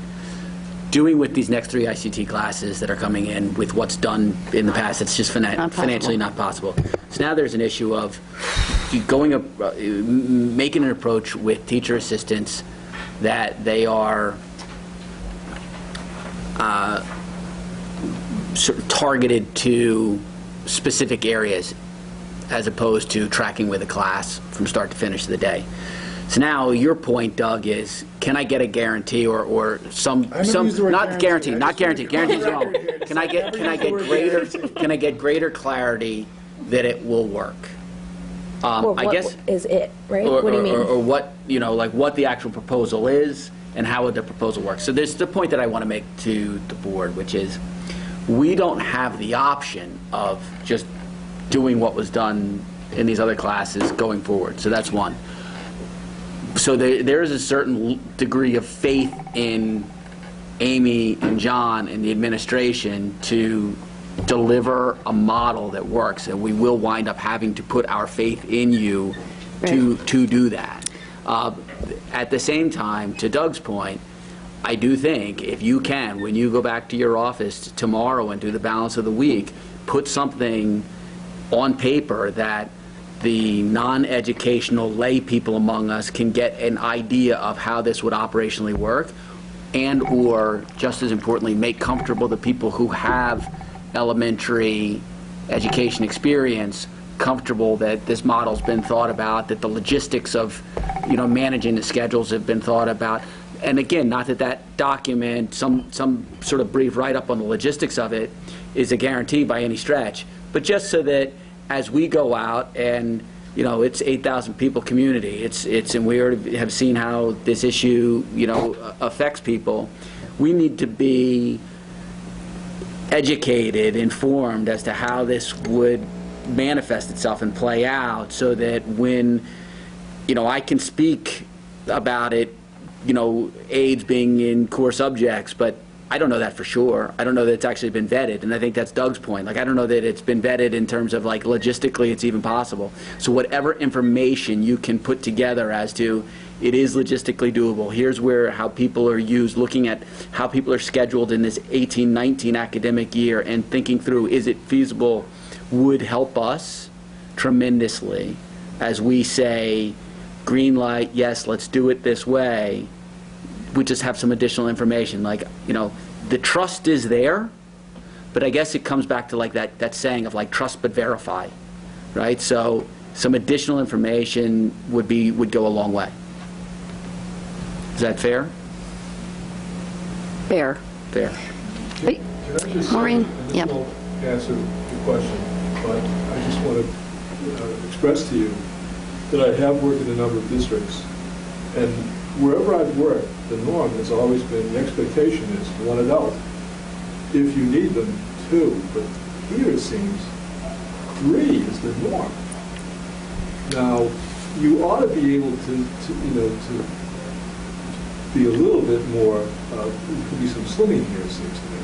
Now, in doing it, yes, I think you have to be cautious and smart in the assignments you give, based upon the needs of the children in the section, which of the assistants do you assign. And with that approach, with a smart approach, I'm fully confident. I mean, throughout the county, I have to say, you are at a different norm or level of expectation. I mean, I think by looking at those charts, and again, that's where, I know you're saying, but I think, we're in very high-performing school districts, they don't even have teacher assistants. And not to say that we're not recommending that, but I think we do have budget challenges. We're trying to do a lot here. But I guess my concern is, so there's 2 things. March 1st, I have to submit my property tax report card, its first draft to the state. It's a required date. I have to make that. So I need to know, are you comfortable tonight going up to the full levy allowable under the New York State tax cap, which would allow me at least to raise that up $344,000, because I have to submit that information to the state controller's office. That's one thing. Because obviously, a lot of what I propose tonight would be an increase in the levy. I think if you're kind of like, no, we're fine with where we are and we'll just make the cuts, that's fine too. But I need to have some direction on that because I do need that, and we won't have another board meeting before March 1st. In terms of all these other things, I do ask you because we would have to go back to the building levels. And I can tell you, I looked through that Schedule B, and there are many things, but it'll be we can't cut that, because that's what it's going to be. I mean, I already am anticipating that there'll be, I'm hearing, like I said to Charlie today, people wanting to add positions, and I'm like, we don't have any, like, we did not factor that in anywhere. So we can certainly look at different areas, but I think if you're uncomfortable with anything, you're like really uncomfortable, because I think it's going to be a change. It's going to be less than what we have. It's going to be tighter. I hear everything you're saying. I mean, I think the one thing we have done over the years, and I know this from working here, and we always talk, I mean, we have so much more support staff than we've ever had. And I mean, it's probably doubled or tripled in terms of, we have 15 monitors at the building. They work 4 hours a day providing additional support. Our level of supervision on our playgrounds, in the lunchroom, is about 3 to 4 times our neighbors.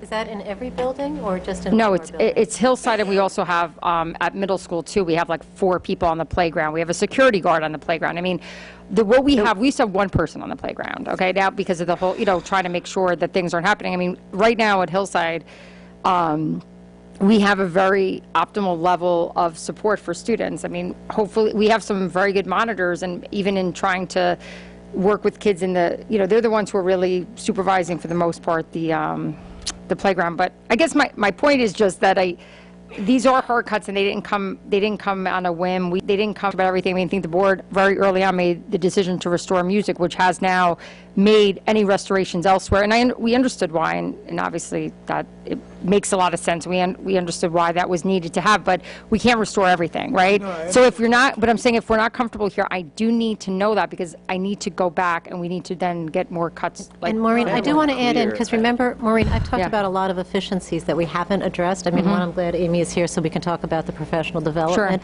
and finding an efficiency there.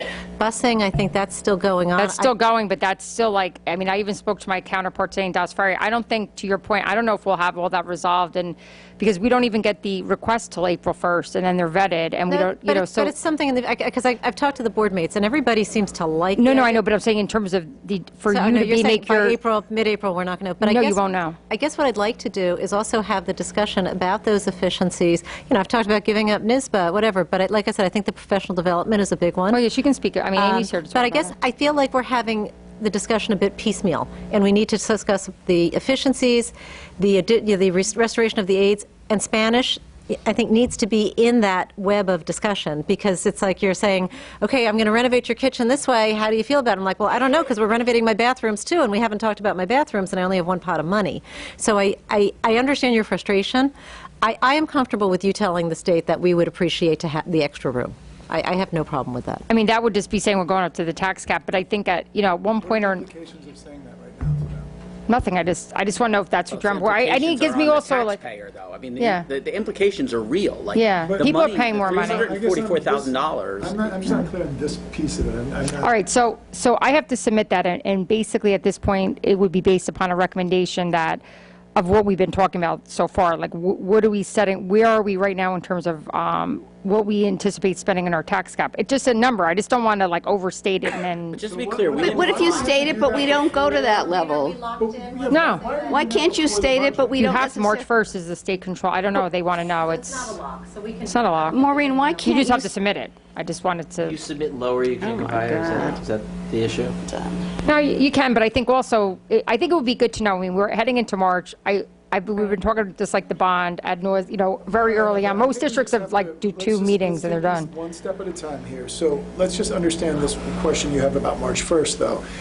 If we submitted that we're going to go use the whole 344, and then we come back and 2 weeks later we go, you know what, we're only going to use another 100. We'll keep 250 out. Does that matter? No, but I just have to submit a number. I would So just, why not just but I submit guess the full, and then we'll take it out. We'll take it no, out. I think that's right. But I do think, I guess as part of that, I think I would like to know if that's the way you were leaning, because as we can see, you're saying we need to have this discussion in full. Well, I don't know how to have the discussion in full unless we know how much money we have available. Two issues here. One issue is how much of the money do we want to use? The other is just understanding the rationale for the decisions we're making, because, so sometimes to me it feels like there's a lot of there's a lot of nuanced conversations that you're having around the district with building leaders, and they have a lot of detail in them. We need to hear about them. At the same time, we're not part of those, and there's a lot of thinking we don't see. There's a lot of discussion that we don't see. And I think maybe Nanisha and Lauren, having been in education, they can intuit a few things that we can't intuit. And it's very hard, as Lisa was pointing out, just to understand the broader thought process that went into this. It doesn't mean that we actually want to spend the money, because I think from what you're laying out, from what I can feel right now, I think this is a very thoughtful process and a very smart idea to pull out to figure out how do we use 7 aides, or whatever that number is, 7 assistants, excuse me, to use the right term, and how do we do that? And as Charlie points out, we've got, 2 adults can do a very good job in many situations. If there are situations where they can't, it'd be great to know about it. I feel like we're moving in that direction. I just feel like we haven't gotten there yet as a board. That's all. Okay, so yes, there are a lot of conversations, and if Amy and probably any teacher got up, nobody wants to ever cut anything. Right. Let's just be, like, you're coming from teacher, that's where everybody's coming from. But but like you said, it is business, but there is only, but there is only a certain amount of money. And there's nothing that's ever good. There's no cuts that are ever good. I'm a little confused on where we are now, because how much do we still need to cut or to save? Like, I don't really get. I guess. All right. So where we are, and this slide will show it to you right now.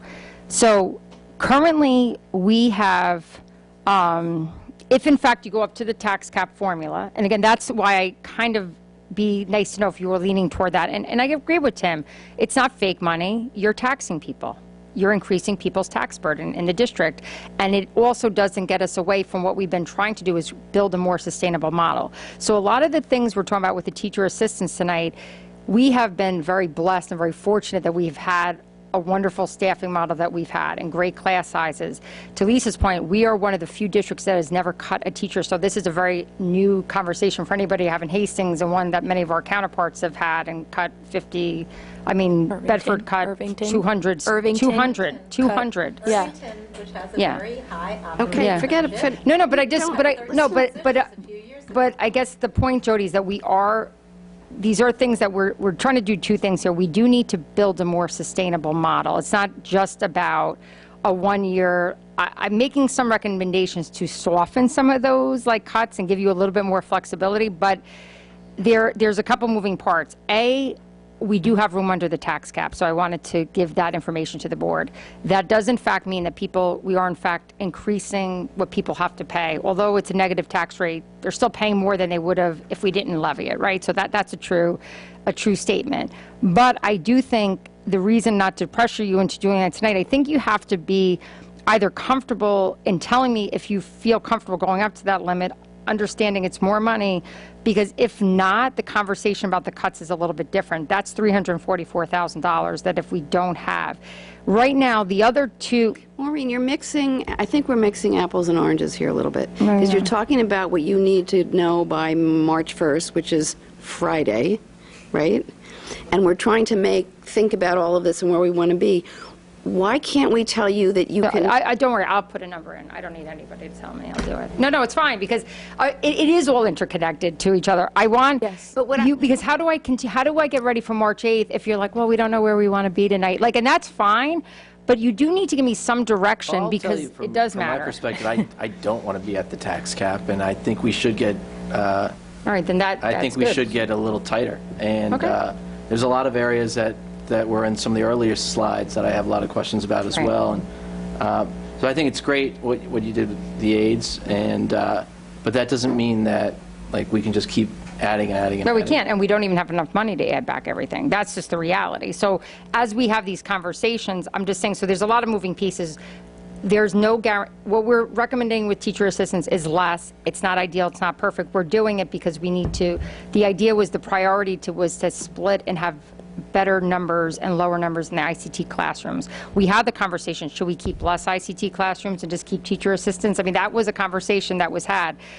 Amy can speak about that, Laura can speak about it. The idea was that they felt it's better to have lower, like split the ICT classrooms, have a more favorable, and Amy, you can get up and speak about But that. that's what we need to hear. Can you get up and talk about it? No, but I really want to stress this, because that's what we need to hear. We need to hear, we What thought the about thinking this, we was. thought about this, we thought about this. All of them have their drawbacks, and we want to go with this because of this. And we go, you know what, we're going to take flack in the community for that, but we get it, we understand your thought process, your rationale, we see your thinking, we're behind you. It's very hard when all we see is the finished work product That's at the right. end I agree with to that. go, I'm on board. That's all I'm It's kind of saying. like the committee meetings not having minutes so that the rest of the board understands what it's almost like the meetings that you're having to have like minutes on so we can get the background on. Amy, can you get up and, Yeah. do you want to, go through what? Do on the you, ICT? so do we need to each tell you how we feel about the 2% tax? I think you, Or I think now, at one point, before all right, she I'll just speaks, submit or- whatever into the tax, I'm not worried about because I can change it, so that's irrelevant. But I do think it's, I do want, yeah, I think it's important. Amy and Laura are here tonight for that purpose. It's 9 o'clock, and we just started the... Yeah, so I just think... I think we you need to know, have a limit here, seriously. Well, but I think that it's important that we share this kind of stuff just right up front before we start talking about numbers back and forth. We share thought processes, rationales, how things were decided, and then that seeds our brains with how the thought processes happen. And I understand why you're frustrated right now, Maureen. I really do, because this is a lot of moving parts, and you're sitting there juggling 75 balls all day, and I get that that's super frustrating. And this just doesn't feel like a comfortable process for any of us. And as you said, this is the first time that as a district we're really thinking about cutting positions. It's a hard thing. Other districts would say, well, why are you struggling so much? We do this all the time. And for whatever reason, culturally, we're at this place where we're just having to get more comfortable with it. So here we are. We could have Amy and Laura share stuff now. I don't know what the work sessions are and what we're... But, I had them come tonight because this is the night I told them to come, so I think since then let's they've do that. come, I don't want to have them have to come multiple nights. And before we do, thank you, because this is not easy, and there is no one who works harder in this district than you. So it's a very difficult role to have to communicate with everyone and then sum that up to 7 people who weren't there. So just thank you. And I hope that our questions don't seem like we are not trusting your judgment in any way, shape, or form, because I think I can clearly speak for the 7 of us when we all really hold you in high regard, and your judgment we appreciate. So I just wanted to say that. No, thank you. before I guess my concern, though, is there is a timing. We started this process really early, but we just, at one point, the board, and let them talk first, but in terms of the tax cap and thing, I think you do have to come to grips with where you're going to be comfortable with, and, everyone has a voice on that. Can But you tell me where does the finance committee fit in? I always thought that you worked with the finance committee. We did, but I think this year we decided to do, because what was happening is we had people come,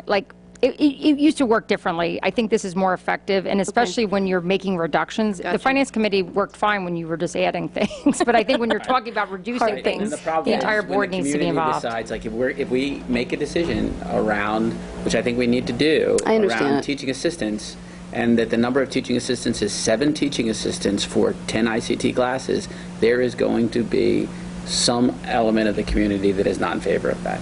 And it would be, we'd have this discussion in Finance Committee. And I got it. the point. It's Yeah, good. so It's why good. don't we move forward and just maybe share a little bit of thinking, and that'd be helpful. Just in terms of our time, because I would like to ask, we're going to talk about this. I'd also like to talk about the Spanish position and the professional development as well. So I know we're already at 10 after 9. Isn't this So for the Monday meeting about the brevity budget? is a virtue.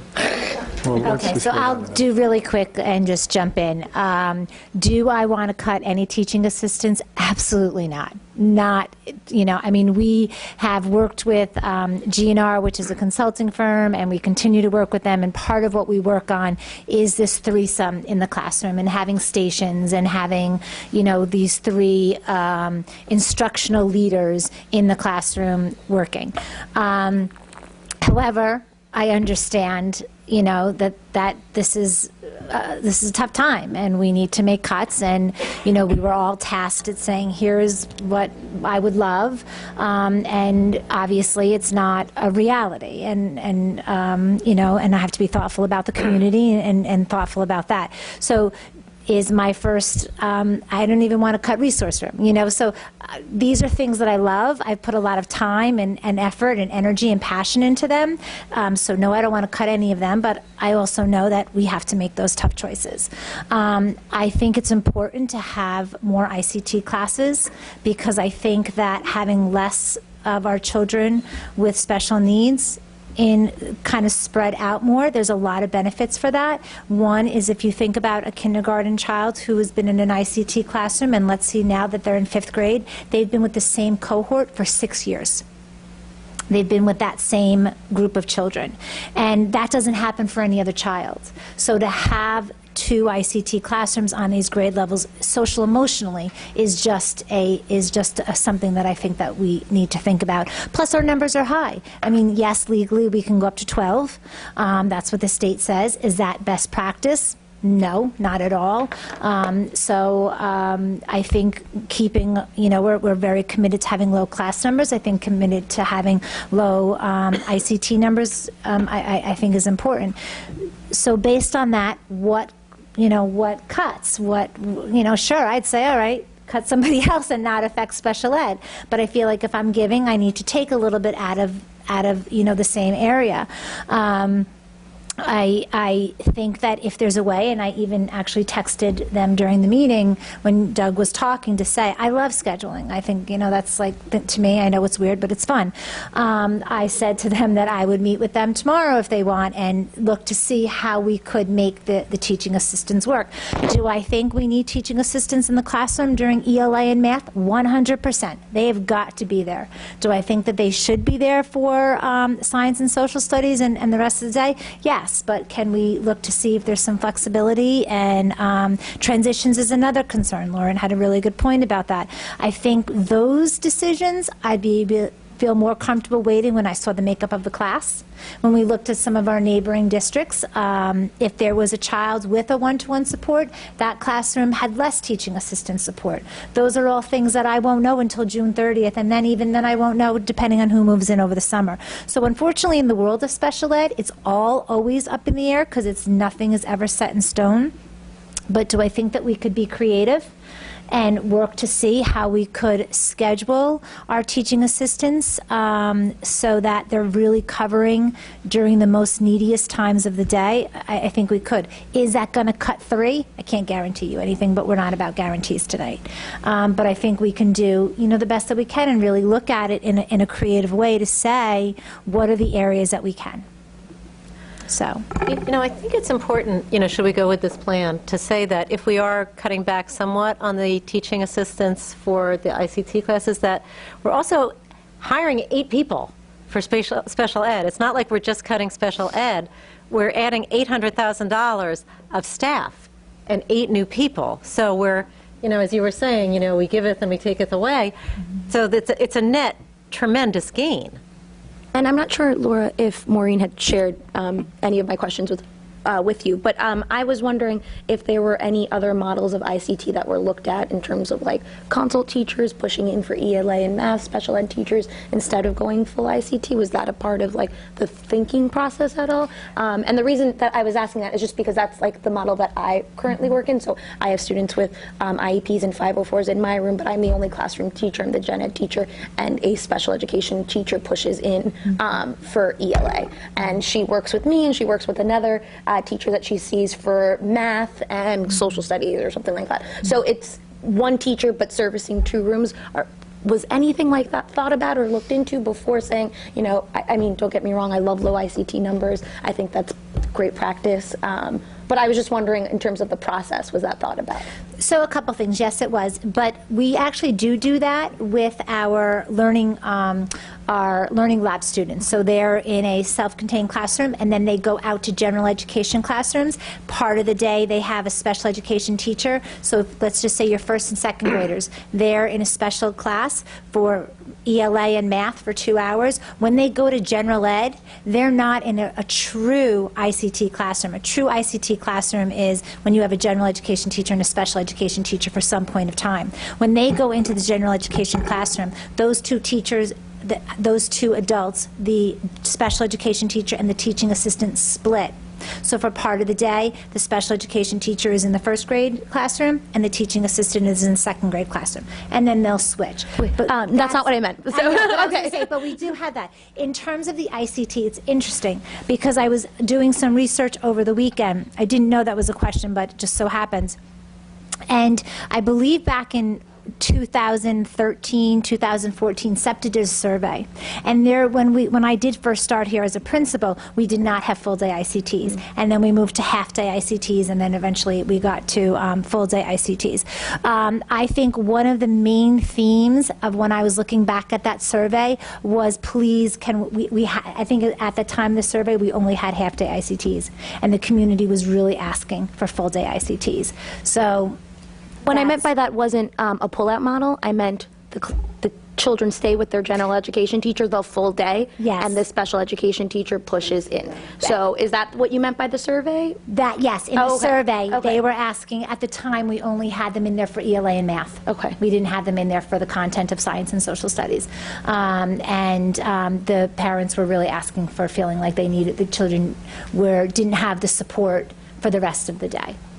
Laura, So. what do you think of that? I hear the parents want that, and obviously we want to, we want to listen to that, but what do you think of the model of the two different Personally, I mean, I'm not teaching it, but personally, my philosophy is that if you need support during ELA and math, it's probably most likely because you're reading below grade level at a significant level, and you're having difficulty doing math. I mean, you're below grade level. If you need that level of support to have the ICT teacher, additional support in the classroom, that doesn't necessarily change. You don't all of a sudden start reading during science and social studies.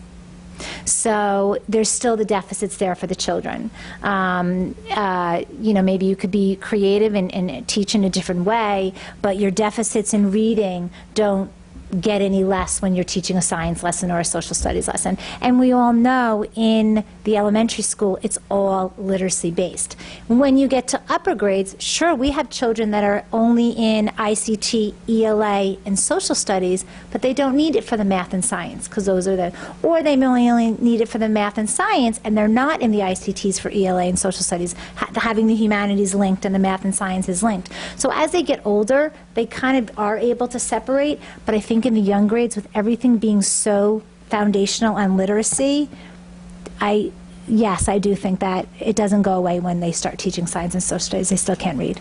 I completely agree with what you just said. I was just thinking, because generally speaking, not every child who has an IEP or a 504 is reading below grade level. So just in terms of going back to Maureen's point about building a sustainable model for special education in our schools, I just thought that maybe that would be an interesting way to just tackle it, to see, okay, these are maybe our neediest kids, so they're going into the full day ICT, whereas these are the kids who are going to go into, we call it a consult model, because they're going to be with the general education teacher the whole day and just have that push in for ELA or for math, because generally, if you have the TA, you can do station still, you can do all those things, you can use, things to read to you, things like that, but so I was just wondering if that was explored, so that's why I had asked that. It's not because I didn't believe what you were saying. No, I know. I think it's a concept to yes, in terms of its sustainability. I do think that maybe it is something that we should explore, when building our next year's, the next year's budget, in terms of, because I think if we were to kind of regroup and rethink in terms of their needs, perhaps we could, especially because they're so small, looking at those projections. Yeah. It's pretty small. I wouldn't recommend classes. it right now. Right, no, I'm not saying, is but it I'm just saying something to think to about. explore in the future? Yeah. But to that point, like when you talk about our budget, because of course I look, we're always looking at it over like what it was 10 years ago. And to your point about when did we get kindergarten aides, we didn't always have, and I did actually talk to you, and I was about the ICT model, but you probably weren't clear what I was about that part-time. And even that, it's like we did have a part-time model, and then we made a decision, which was a very costly one, like to the district, and that added another like 8 teachers. And I know for a fact we just added the teacher assistants within the last 8 years into those classrooms, or less than that. 5 years, because I had to go up to Hillside and talk to people and explain to them how to get a TA certificate. So we didn't always have them either, and I'm not saying it's not best practice, but again, we added probably $1 million just in doing those things in the last 5 to 7 years. So in a way, we're not trying to take everything away, but we're just, again, trying to like reconfigure what we have and trying to create a sustainable model because, you know, it's just hard to do everything, that's all. Of course. I mean, it seems to me like there are, you know, there's a lot of good thoughts and options on the table here, none of which are ideal in anyone's mind, but I'm just wondering what the best next, I don't know that us continuing to talk about it right here is a super productive thing. I don't know if, Amy, you have some further stuff to share, if maybe coming back after, as you said, Laura, you texted during the meeting, and there's some things to look at with scheduling, and there just seems to be some open questions with regards to this scheduling and the different options. Does it make sense to talk about it more now, or does it make sense to come back or talk about this at the work session? I would like, I mean, I feel, I don't want them to have to come to like every meeting either. So, I mean, being they're here for tonight, if you wanted to ask Amy about the gravity or any of those other items, she's here for that. So let's just bring her up. I was just talking about this specific issue. It sounds like this you're issue, going to have to come back and talk about this one anyways, because there's some work that you're... I mean, I don't, and maybe we don't even need to come back. I mean, if we're able to come up with some creativity and work our magic, we can let Maureen know, and hopefully it'll be a beautiful solution. If not, then we'll be back. Okay. You know. Thank you, Laura. I think honestly, just a short Thank you so write-up. much. Just a short write-up on how it's going to operationally work would just be helpful. Yeah. I think it's smart. I think it's smart. I think it's a good idea. Thank you, Laura. Thanks, Laura. Are we switching gears now to the... Yeah, I mean, we might, Yeah. Okay. Okay, so we wanted to speak about the professional development with Gravity. So we have two things I want to talk about. Yes. One is, what is the status of the, you know, having class, the Spanish program being grades 3 and 4? And then I'll tell you my thoughts about the Gravity Goldberg professional development. It could be a cost saver to us, and I want to talk to you about that. I know in the perfect world we continue to do what we've been doing, but it's extremely costly professional development. It's $2,000. It's one-on-one training. It's $2,000 per teacher per year. So over 5 years, it's somewhere between $300,000 and $400,000, and you know that's just far outpaces all our other PD. And we've done 2 years of this, and I know it's been working really well. What I wanted to talk to you about was actually something I read, and it was very interesting. It was written by Tony Sinanis, our former superintendent. When he put in his blue ribbon application for his elementary school, he had a section called something like shared collaboration, or about collaboration, and talking about how they brought in a balanced literacy model. And what they wound up doing was having certain teachers be trained, and then they did a turnkey model. And those teachers, in turn, trained other teachers. And he said just how amazing it was. And that was the whole point of what he wrote. So that's about, I think in our budget, it's like about $75,000 a year. And we get part of that back from BOCES. But, you know, that's an 8 or 2 in there. So the question is, in my mind, PD or staff. And I'd like to think that our staff would probably say, I'd rather keep my, you know, my coworker than have this fabulous $2,000 a year one-on-one training for me. So my question is, I'd like to hear your thoughts on it. And what I'm thinking is maybe we do one person per grade, you know, whoever is the best fit, and then that person turns around and turnkeys it and teaches it to the others. Yep. So there's a few pieces. The first one is in regard to the turnkey model. I think it kind of goes back to what Doug said, which is about being the part of the process. So when you're not part of the process and you just are there for the final bit, which is from just that one lead teacher on each grade level, something gets lost to translation. So one of the great successes of the model that we have right now is that there are 3 different layers. The first layer is where everybody gets a level of professional development to kind of ground everyone with the same language. So all teachers, K to 4, are trained in the same language for each aspect of the balanced literacy program in reading. Now, next year, we move into writing. So in the same way, that first layer, everybody will get that curriculum background, that unit of study information, so they understand how the units of study go. And it's very fluid, so that there's questions between the consultant and the teachers, and there's conversation between the team and collaboration. So the teachers have the opportunity to work together, really in developing the units with the consultant. So that's been very positive in the reading aspect, and that would also transfer over to the writing aspect as well. When you have the turnkey model, you also are looking at time. So the lead teachers that would be on each grade level would be the ones that come out of their classrooms to gain the training, but then they would need the time for preparation to learn the material deeply enough to be able then to turnkey it to their colleagues, and then there would need to be time for that as well. So the idea of doing a turnkey model, it's not best practice. Is it possible? Sure, anything is possible. But as far as everybody having that same level of training, I think something gets lost in translation. I think something, of course, would get lost, because what we're doing now is we're doing, Cadillac training, one-on-one, $2,000 a teacher, so something will get lost. It won't be just as good, although it was something that was so good that former Superintendent Sinanis put it in his application to Washington to say how great it was. Again, I know something will get lost, but would we rather lose staff? Yep. I don't know the cost. Maureen, you could probably chime in. I mean, it is, because we do get a 50% back from BOCES. So it's like, if we're spending, I think we spend $72,000 because we spend $60,000, and then we do have to pay the BOCES, the VIG as we call it, to BOCES of 15%, and then it makes it eligible for aid. So yeah, we net back at getting like maybe 40% reimbursed because we have to pay a fee to BOCES. So let's just say, yeah, it costs about $45,000. So we could knock that down to $10,000, and that's a $35,000 savings. Correct. If we knocked it down to $10,000, and which we've would already be done 2 years of this program. We have a wonderful foundation, and I understand we all want to talk the same language. You can give reading assignments to the teachers. Are they, getting the back and forth? No, but our other PD doesn't do that either. It's Cadillac PD, and I think it's been wonderful that we've been able to do this for 2 years. But when I look at staff cuts, and it's a question of PD versus staff, it's hard to say PD, that level of PD, and I know we do turnkey in other areas, and it's been wonderful that we've done this for 2 years. I just don't have a comfort saying that we're going to be taking away staff in order to continue a Cadillac level of PD. Yep.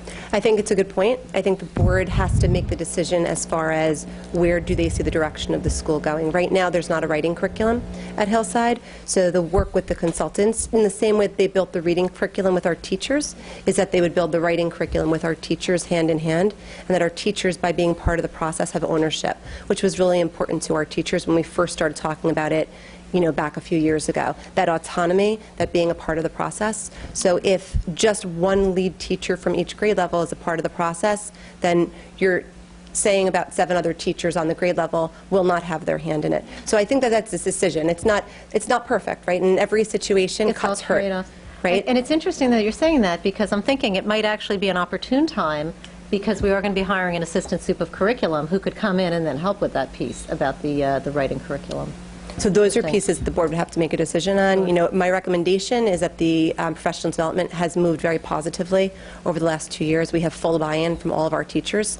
And you're seeing in the classroom the fact that it's working, though, that the professional development is working because of the 3 different layers. That first layer, which is the everybody learns layer. That second layer, which is the demonstration layer, where the teachers are going into the classrooms and they're actually practicing with the consultant right there. We're partnering up. We're trying things out with colleagues to really think of the gradual release model, right? I do, watch me as I show you how and then we do, the consultant and the teacher, and then we do the teacher and the teacher, practicing it together before the you do, off you go with the coaching model. So if you were to take away half of the PD, you also would probably take away all of the coaching. And that coaching is the one-to-one piece that you're talking about.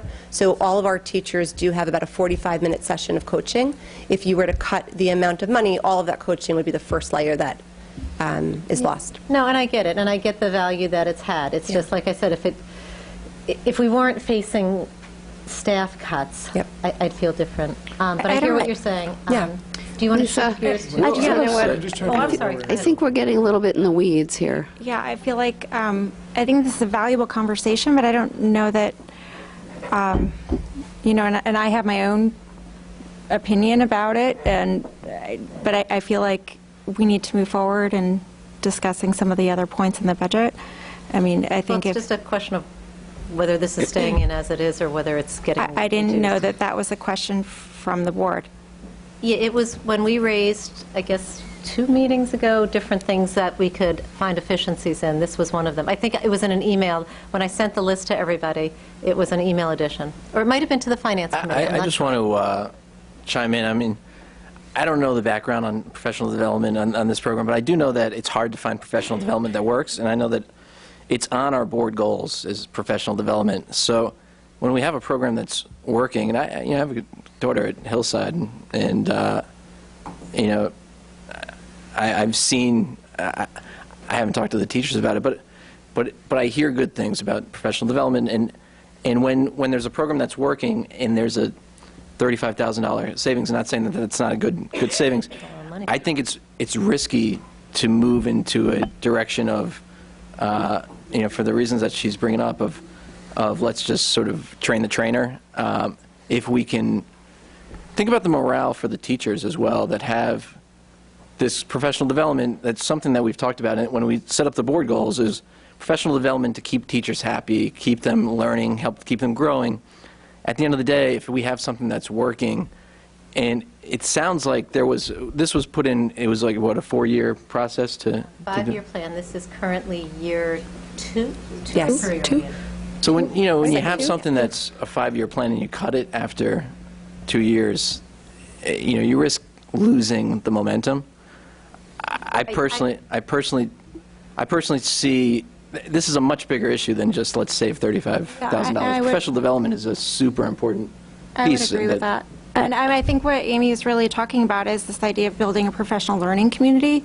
And when you provide that kind of systemic support to the teachers that's holistic, it really gives a model to the whole school in terms of learning that really filters down to the students, and we're starting to see the positive outcomes from that. So, I think that it would be, I think school systems often, cut things off before they're able to see if they can really work, and I would hate to see us making that choice.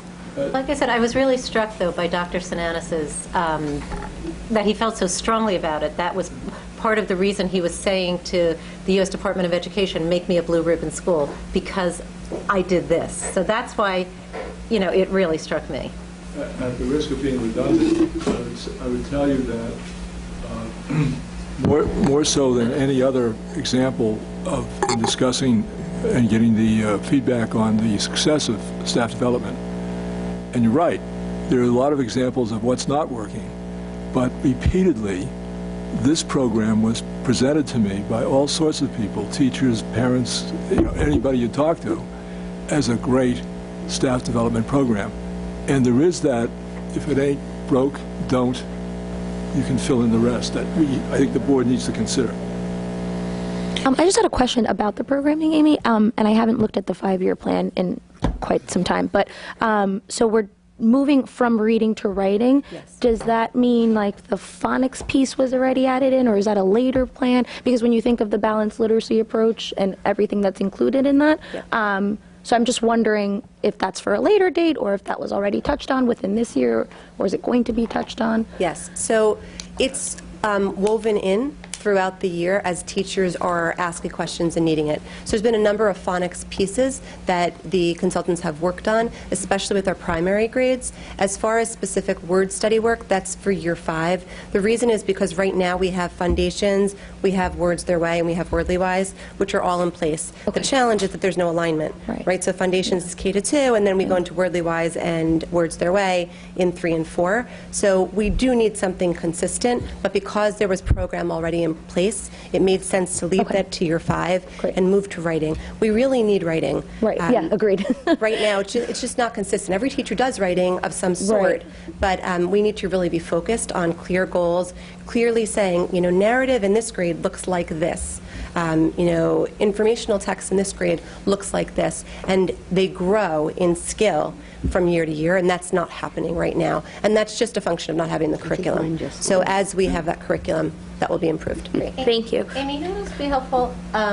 Could you email me or the board the reading curriculum that's been developed over the past 2 years? Of Because it would be course. nice to see, a deliverable that's come out of this. Of course. That would be great. Absolutely. So just to check in where we are, did we have a conversation about foreign language?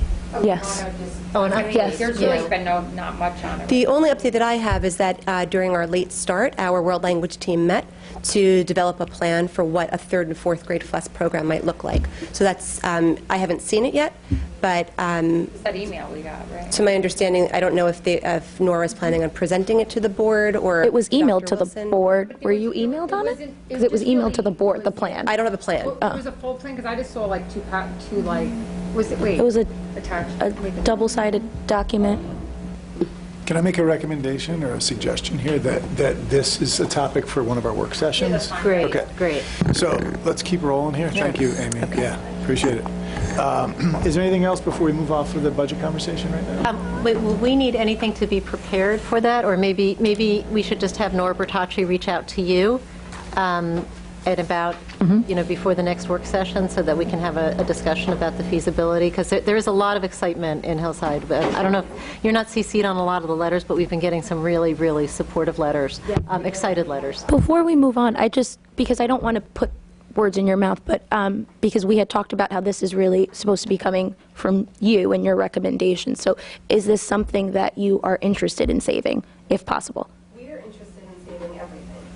There's not one thing from Hillside that we want to cut. No, I know realistically, but is this something that you foresee your teachers being on board with and yourself being on board with, making the certain changes, if possible? So I think the challenge is that every aspect has an impact, right? And the question is, what is the impact?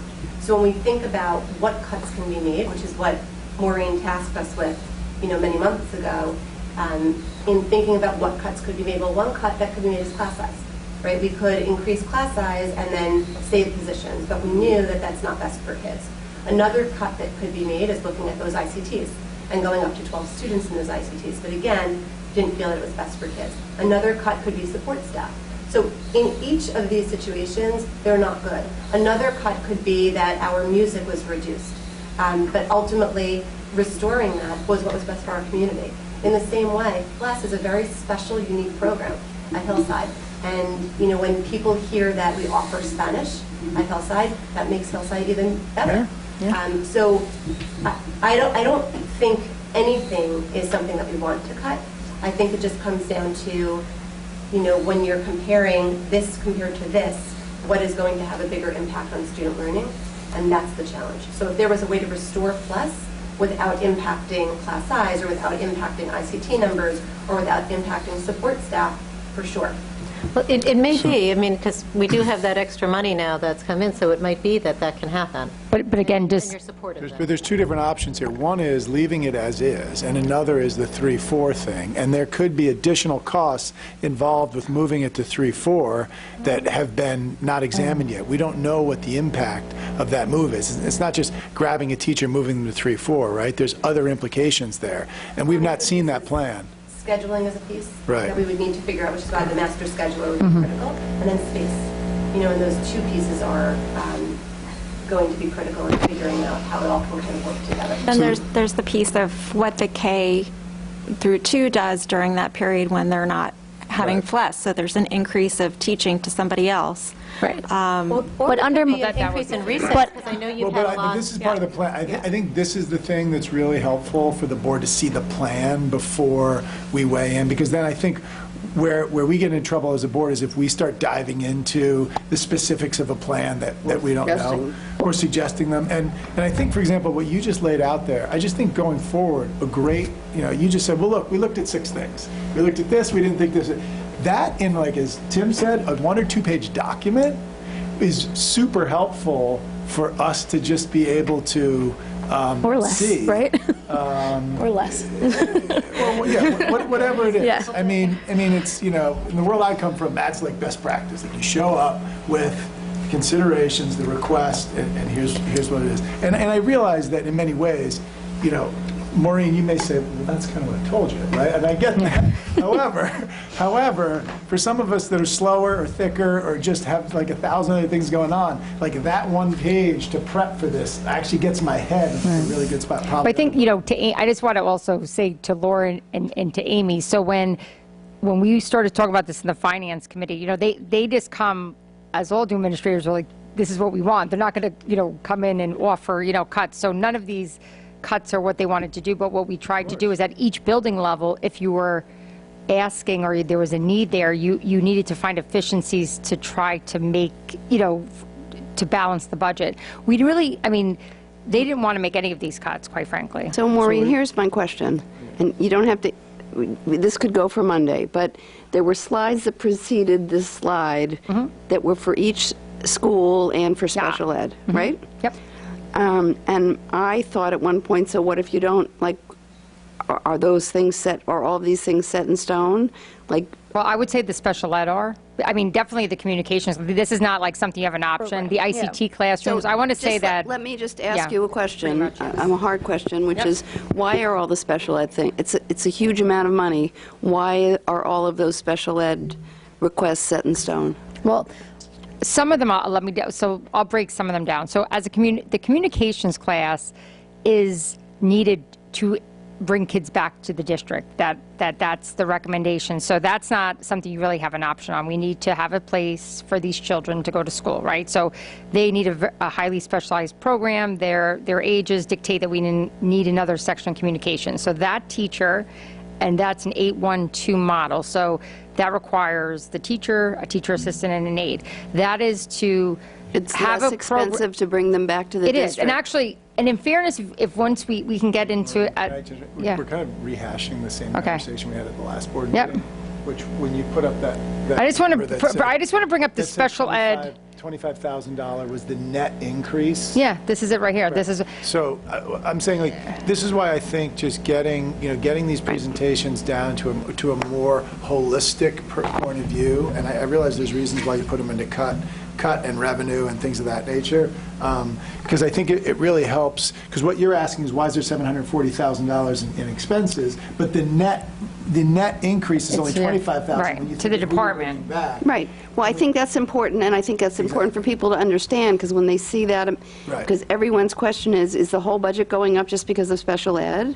Or is... So it sounds like, let's just clarify maybe what we want to talk about. The work session is what? Monday. Okay. So it sounds like we want a little bit more on how the whole AIDS assistance, will work in, 1 through 5. 1 through 5. Some more clarity on FLES and some different options there, if you're able to chat with Nora and just get some clarity on that. the FLES, I think, well, now I'm thinking about reading it, there was another implication about how that makes, it's really not only about the 3rd and 4th grade, but how it changes foreign language. Right, it was up. basically the same argument with the music, that it's a pipeline that where we've already cut from kindergarten and first already the amount of minutes, and that it affects program 5 through 12. So it was very similar to the arguments of music, and even with the same benefits, like when you're bilingual, you're using 2 parts of your brain at the same time, and all of the benefits of making a 21st century learning citizen and producing, children who are ready for this world. So it's a very similar argument to the music, which, but it seems to just be getting sort of swept under the rug. So it's just interesting, and I look forward to hearing it because, other than the fact that I was the Spanish teacher, I do wholeheartedly believe that it is a necessary component of education, not just an extra. So it's just, yeah. No, but I think in terms of the other, it will be helpful to have Nora there because I'm not sure if that requires them to rewrite the curriculum for Hills. I don't know what that looks like. So in terms of the only additional expense, when you said that, I don't know if there was a recommendation that you would need summer hours to do Well, that. actually, there were parent volunteers who would volunteer to do it for free, so that's not. Yeah, I mean, the idea was tonight, because I was asked to have a discussion because I knew that we couldn't have too much. I mean, the FLES thing with Nora, because she had sent that note around to the board, but I know there has not been an internal meeting yet. I mean, that's why it's still there. It's not as though, nothing has been fully decided, Let me just, because Jeremy threw out something, and let me just pull the board right now, because Maureen threw out this idea of where do we want to end up of the budget? Do we want to go up to the cap? Do we want to burn that $350,000 and go all the way up? Do we want to try to stay, where is everyone on that just philosophical topic right now? Because, I mean, Jeremy shared his point of view. I mean, my point of view is I would like to also be under the cap. I think we have to start thinking from a sustainable perspective. And we're putting a bond out there right now. Hopefully it passes. If it passes, that has implications from a tax perspective. I think we're in a place, I'll personally share that, I think we're in a place where we have to think about really fiscally. We get notes from people in the public all the time about, all I ever see is increases. All I ever see is increases. It was a 2% increase. So I think it's a good idea to figure out how to stay under that cap. If I had to ballpark a number by at least $250,000, I think is good. It just feels kind of right. But I'd love to see where philosophically everyone else is right now on that topic. I could go with that. With what, Jody? Under by that 250. That feels responsible to me. I think particularly in a year where we're thinking about the bond, and we know that people have burdens outside of our budget. I think that makes sense. I will say, oh, go ahead, Lisa. I was going to say, I don't think I can opine until we know whether the bond passes, because the bond is going to hike people's taxes by 2.55%. And if that doesn't pass, then I think we're looking at a different landscape. I also will say, I've been in enough meetings with Maureen that I understand the importance of having some cushion in the budget. You know, as you've always said, if somebody moves into the district that has high needs, that could cost us $200,000, and we don't know. So at this point, I can't give an answer at this point. Idealistically, I agree with everyone that we would stay under that cap. What makes me a little uncomfortable about the conversation is that when we were doing things like our bond discussions, we, by majority decided, okay, we'll throw in an extra $100,000 into the bond for furniture in the learning, the learning lab, or whatever the library is going to be called. So the learning. Just so you know, that's different. No, I know, and I know that is different. Operating year over No, year. I understand that that's different. So, however, when I'm thinking about program, that is what makes a child experience, and that's the duty that we have, to create an educational experience with program that set the children up for success as global citizens. So I don't know where exactly I stand with the tax cap. I understand what you're saying, Lisa, but in my heart, it's just saying, we really need to think about children first, and the programs that need to meet what we should expect of a river town, and what we have as a public has expectations for our children. So I don't know exactly where I stand on that just yet, but that's what I did want to share. And just to clarify, I think it is important to note that the bond annual repayment is part of the operating budget, so there is a connection. It will increase our operating budget by 7 figures, so it's not completely separate. It's outside of the tax cap, but it is part of our annual budget for the next 15 years. All I was saying was that 100,000 added to the operating budget is different than 100,000 added to a bond. That's different. No, I do understand, but when we were having those conversations, it was, let's throw in the $100,000 for the furniture. It only raises taxes $3 or $4, which I get, but now we're trying to be extremely conservative with our budget, which could be costing teachers and aides and TAs and a Spanish program. So I don't know exactly where I land with that, but it just makes me uncomfortable that this is a conversation we're having when it was a very different one when we were speaking about the bond. I will. Here's what I think. Real quick. No. I think that we've underinvested relative to our peers by $50 million over the last 20 years. Agreed. And I think our operating budget is reasonably bloated across a number of different sub-items relative to our peer groups. So I like to continue to work towards the concept that Maureen's made repeatedly about sustainability of a budget, and looking at the various areas, whether it's in, the amount of supports that we have at lunch across, and I reap the benefits of all those supports. My children reap the benefits of all those supports. I don't take any of that lightly. I just know that we've made decisions consistently as a district that have compounded up, and they're costly and they're outliers, I think, in certain areas relative to our peers. So I think fiscal sustainability, I think, and that statement alone lets you know what I think about tax cap and pushing to the absolute limit of our levy. And I think that they're separate issues between the bond and the operating budget. One other thing, when we have our budget meeting on Monday, because I keep going back to efficiencies. So can we talk about that list, and I'll send it to the full board if I had only done the Finance Committee, because there's like 10 possibilities. I'd like for us to discuss them, because that's the magic back door here. Right, but I think, I mean, with the busing, as you know, like, we have I other, get that but that's on a delay, but that's you on know, a delay. like NISBA, Right. you know, we can talk about that. We can talk about having people opt out of district mailing, you know, and save And a I actually did. five-figure sum there. I already did cut the mailing budget. But you know, the one thing I just want to highlight, and I know because this community part of one of the reasons the taxes are so high is you don't have a lot of commercial base. So that first and foremost, I can say wholeheartedly, look at our budget, and I don't want to, because Irvington's a phenomenal, great school district. Our budget is almost $10 million less than theirs a year with the exact same amount of students. I've looked at, I just sent to Tim the other day, since 2008, our budget, there were many years that we were negative budgets, 2 to 3 years in a row. I think this idea that we also, during the same time frame, have experienced, as we've been talking about, an increase in our enrollment. Like, so if you think about our spending overall, I really feel very comfortable that we don't have a lot of fat in our budget. To your point, I think we can tighten it up. I'm always looking to tighten up and sustain it, because the reality is we don't have a commercial base, and we have to be respectful and responsible to our taxpayers. But the other reality is that we are actually very efficient, and we actually have done, I mean, we had done a list years ago. We have done so many different efficiencies and reduced our in-district busing and made those routes tighter and have more kids on it. There's a lot of things that we have done I don't want to regurgitate them all the time because it feels like being braggy or something, but I can tell you over the last 10 years, we have gained a tremendous amount of efficiencies while being able to hire more ICT teachers, increase this, get better class size, negotiated very difficult contracts in many years. So I think we're not in a bad place. So in terms of burdening, I do think I would like you, though, to consider not taking some of that tax cap money this year.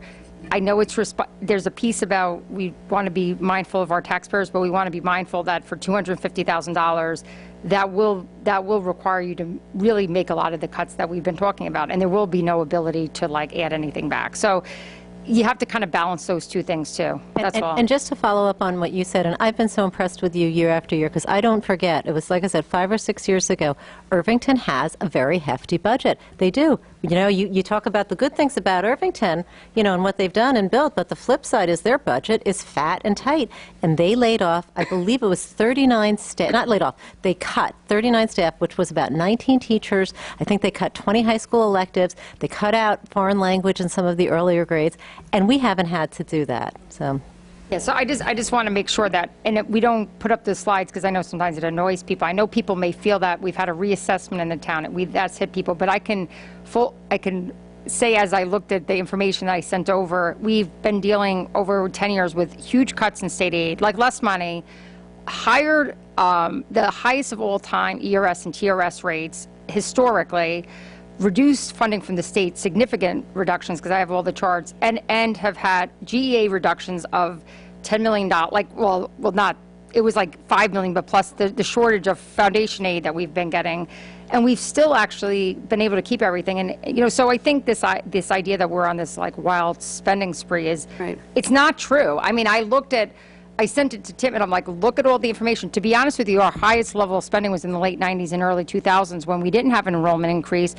The retirement systems were at 1%, where we're now paying double digits to this. So I just want to make the board feel that this is a tough job, but this operation, although we're trying to be more efficient, and we're talking about all the areas we think we're trying to tighten up. And there are other areas. I'm not pretending we don't have anything else we can tighten up, but we don't have a lot of fluff either. That's all. Yeah. Across the board, we just don't. As you know, many districts, including our counterparts in Dobbs Ferry, they have directors of technology. I mean, smaller school districts have full-time staff. They have a full-time CIO. I have a guy in my office who gets a stipend to do it, okay?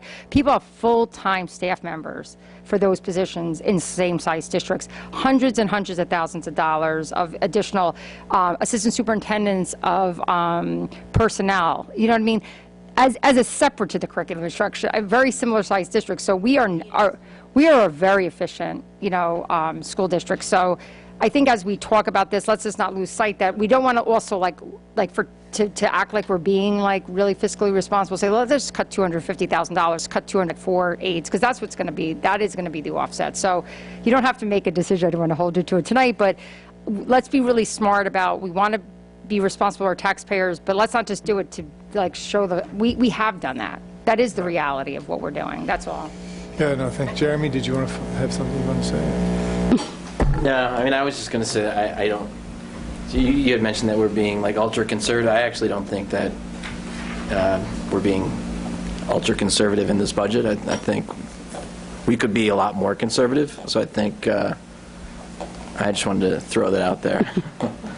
But I think that, I think this is a good place to sort of move the meeting So to it the sounds next. like we've got a, When there are decisions. No, I'm kidding.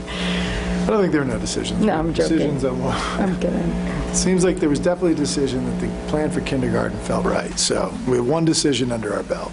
So just so you know, if you don't go up to the tax cap levy, we'll be done in terms of any other restorations at this point, because we would have no more money, because that, if we stay below the tax cap, then we don't have any flexibility. So we don't have, just think about that for next meeting, and No, you can... no. There's.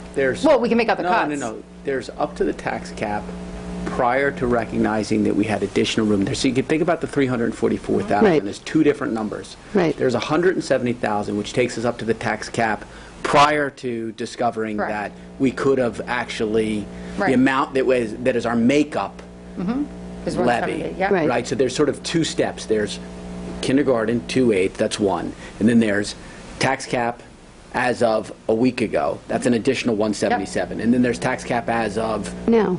now. Which is 344. 344. So there's No, but I mean, I know you were saying if you stayed below like 250, I'm just using the numbers that would, because I honestly, like, I was assuming you probably would go to the tax, that's why I felt comfortable adding back the teacher aides. I thought we would use a little bit more, if not the old carryover, at least the current ability to go up. And I do, like last year, as you know, we did leave 300,000 on the table, so I feel like when you can do it, I'm going to make that recommendation to leave it on the table, and- but I think we're in a different position this year. So I think we've gotten to a good spot on a here. huge assessment jump. You know what I mean? Like, it was a 5.6% increase in the budget year on year. All right, let's just keep moving, because I think these conversations are all going to come up again on Monday. Right. So we can revisit them then after we've all thought a little bit more about them. Okay, so I want to move on to the business items. For A, does anyone have any? We thank our administrators and staff. Oh, yes, Thank please. you. Head out. Thank you. Good night. Thank you, guys. Thank you for coming. 10 o'clock and they're leaving. Oh my goodness. So does anyone have any questions about 1 through 13 on the business items? I do have a question on, I think this is the one we talked about, on the Columbia University contracts for athletic trainers. Yeah. There is an increase of like 60% from last year to this year, and you were going to explain that? Yeah, so when we started working with Columbia a few years back, we had worked with a different outfit of trainers, and we actually were paying like more, like a higher rate of pay, and other schools have been working with Columbia, and I guess part of the rationale for them to be charging a much lower rate was that I guess they assume when kids get hurt here, then they would seek, they go to the orthopedist associated with Columbia, because that's really, it's almost like a business model for them, because they send a trainer here every day for about 11 months. The trainer's here for 4 hours a day.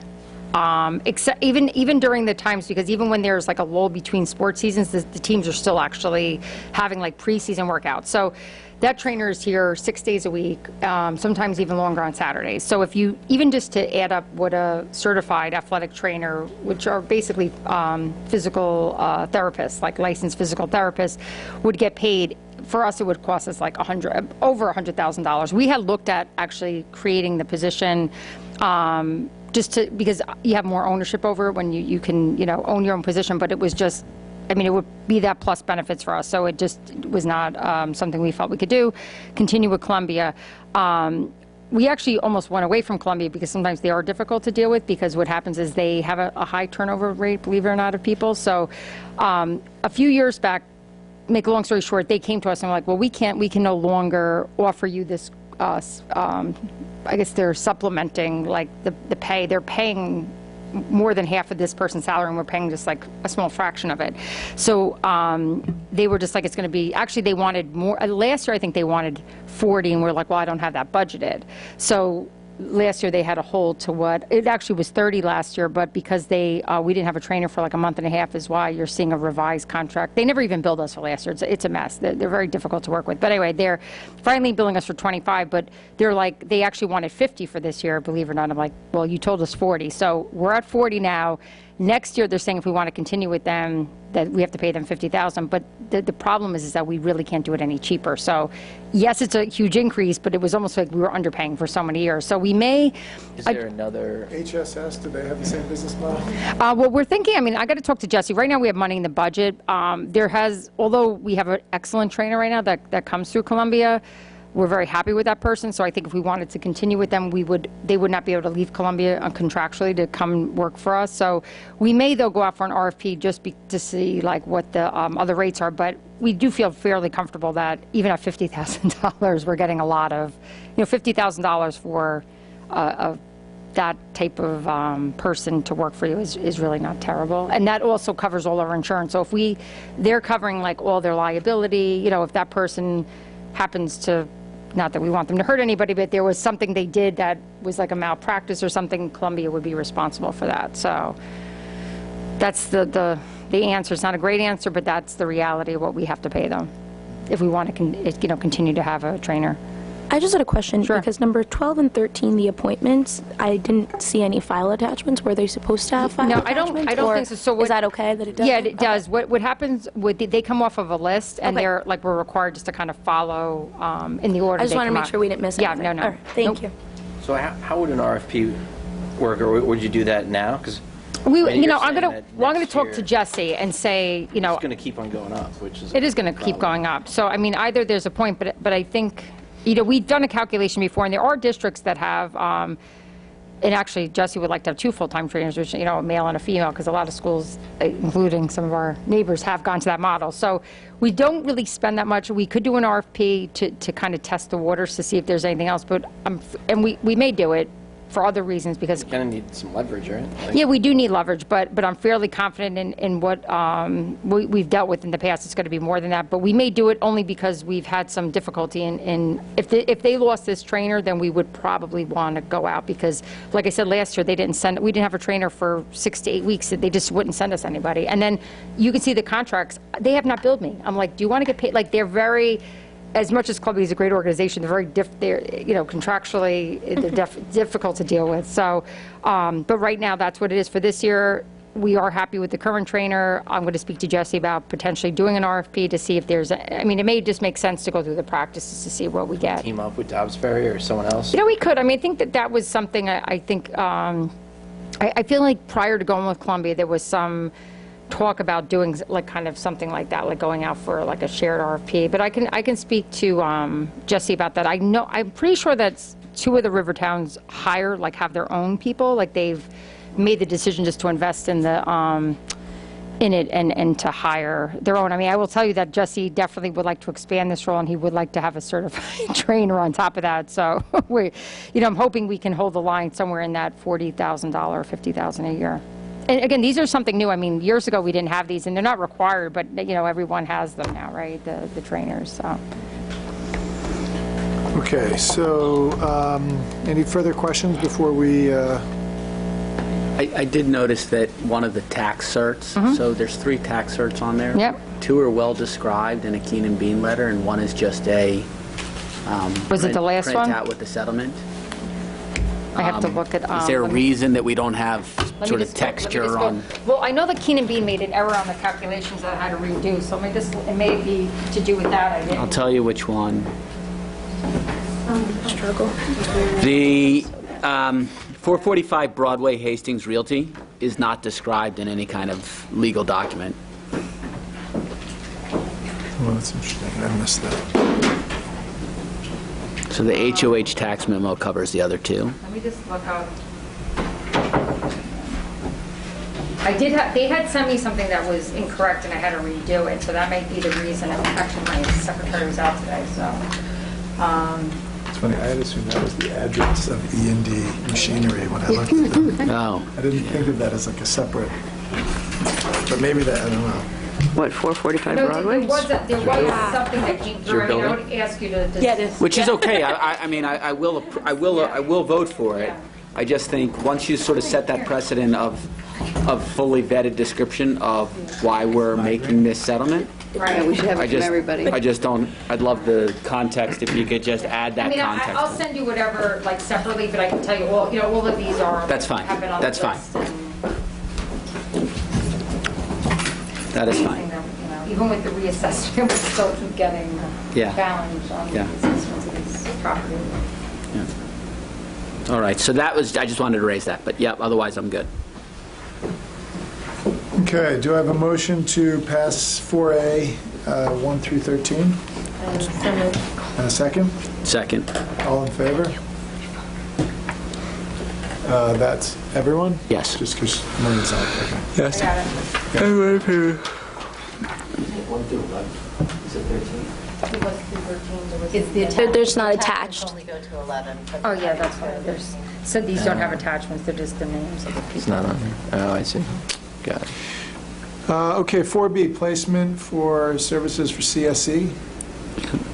I have a motion to pass. So moved. Second? Second. All in favor? Yep. Okay. Appointments. The motion to pass the Schedule B appointments. Just real quick, Mark Solomowitz, that's a parental leave? Yes, Okay. that's what he requested. But that's in the, That's the addendum. that's the I addendum. can do all of them here. Why don't we do 4A A and and B? So moved. So can I Any actually, questions? yeah, with respect to, That's actually, now that I'm thinking about this, good question. yeah, with respect to educational leave, is it reasonable for the board to ask any additional information around the nature of the educational leave, or is it standard practice to just, you say, there's scope and contract for educational leave, I'm taking my educational leave? You know what, no, I don't recall when we've requested it, but it doesn't happen that often, so let me just ask the attorney what the process should be for that, and actually, now that you said Mark Simonowitz, I am kind of thinking, I'm assuming it's like a parental leave, but it is kind of surprising that. Well, it states parental leave in his letter. No, I know, but parental leaves, I believe he's working elsewhere, so I think technically he should take an educational leave if that's the case. Parental leave means working elsewhere? No. He's living in another state, and although he is, from my understanding, working full-time, so actually he should probably take an educational leave also, because if you're working full-time in a teaching position, That means even if, he also got granted, from my understanding of the reading, he got granted a parental leave the year before. no, but he may have, I'm saying last year he may not have been working. Somebody had just mentioned, he's got a job out there. Now that when you said that, I'm like, oh, that's right, I think he may be working. I mean, it's, first of all, he'd be entitled to either, so it's just a matter of switching the language for him, so, but And he's a eligibility, teacher, 'cause- yeah. He's living in his. So, in another and state. I don't know that we need it, I just think we're approving. Well, I think there should be probably like there probably should be something just to make sure that if it's an educational leave, that maybe there's something that they describe what they're The doing. financial impact on the district is no different. No, but I think what he's saying, the contract is very, like, it has we're like so many probably provisions, but it is saving pretty money. specific about like how many years of leave you can take for each like for item. different things. For different things. So if you're just taking a year's leave of absence and you just need it, you don't have to say what it's for. It's like, I'm taking a year leave of absence, you get approved. If you're taking it to pursue other educational positions, you can take up to 2 years, but they have to be in the field of not like, I want to try to be an architect. Like, it has to be in the field of education.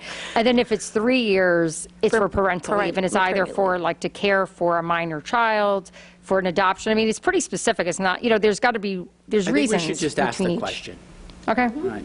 I think that's it's just fair. a And I also reasonable- I think you can approve it, and then if it has to be modified, any of these, for any reason, I think you're fine approving them because the contract allows for it. And I don't think it'll be an issue getting the information or at least finding out if it's in fact for an education leave, which I believe it is. But in terms of Mark's, that may need to be modified if in fact he's working full-time elsewhere to an education. No, we don't. Yeah. No, but A lot of times the it's actually a rationale is- saving, right, Maureen? Because no, these they're are all top savings. It's just, it teachers and- makes sense to correctly put it in the right lane, because like, as an example, if he's taking a parental leave, which allows you up to 3 years to care for a minor child, but is in fact working for 3 years, he wouldn't be entitled to a 3-year leave under that provision. He would only be entitled to a 2-year educational leave, which I don't think it matters to him either way. I think it may just be the way he put it in. And now that when Lisa said parental, I'm like, oh, that's right. This is only his second year anyways, right? Correct. He may have, I'm saying, it may, they did, I believe last year may have been to take care of his child because he has a little baby or something. But I just, and when she said that, I was thinking somebody mentioned that he was working. So that's, I think it just should be correctly approved. Should we take it out now? No, I think you approve it because maybe he's not working. Maybe, I mean, I If it needs to thought I change, heard that, yeah. You'll change it and let us Yep. know. Okay. So do I have a motion to approve items 5A and B? So moved. Wait. Second? Second. Okay. Okay. All Who in had the favor? second? Lisa? Okay, I heard a bunch of voices. Okay, minutes from the 28th, January 28th and Wait, February. now, did the addendum, oh, I guess that fell under B. I'm sorry, go ahead. Yeah, that's me. Uh-huh. Both addendums, okay. Does anyone have any questions on the minutes from Jan 28 and Feb 11? I'm just going to continue to abstain. I know you and I had emailed, and you Yeah. said that you wanted to wait until after the bond to have a full discussion on what the minutes should look like, so Okay.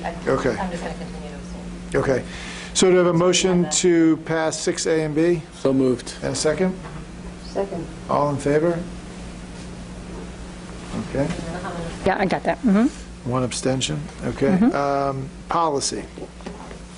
Yeah, the committee met on the 15th. It was rescheduled from the January meeting, and they're pretty detailed notes on the various pieces of policy that NYSBA recommended or that we're working on. And we do have another meeting coming up this Thursday to continue working on several pieces of policy. Can I just add to that I think, having read through these notes, these minutes, that is pretty thorough. I think just for, to share my thoughts with the greater board, with the broader board, I think the topic that everybody should be interested in and focused on is this organization chart. I think it has, the Narcan policy is interesting, but the organization chart has meaning through it, so take a read of it, give a thought. If you have any questions or you want the most recent version, reach out to Lauren. But if we don't get this right, Yeah. there's going to be people that work here that are not happy. Right, and it's a work in progress right now. It's really, so taking a look at it or asking questions about it is important. Yeah. Just from a timing perspective, it seems to me like something that we should have an incoming super and an assistant super, right? So, and for some reason, were these notes, I know I saw these notes, but were these on board docs?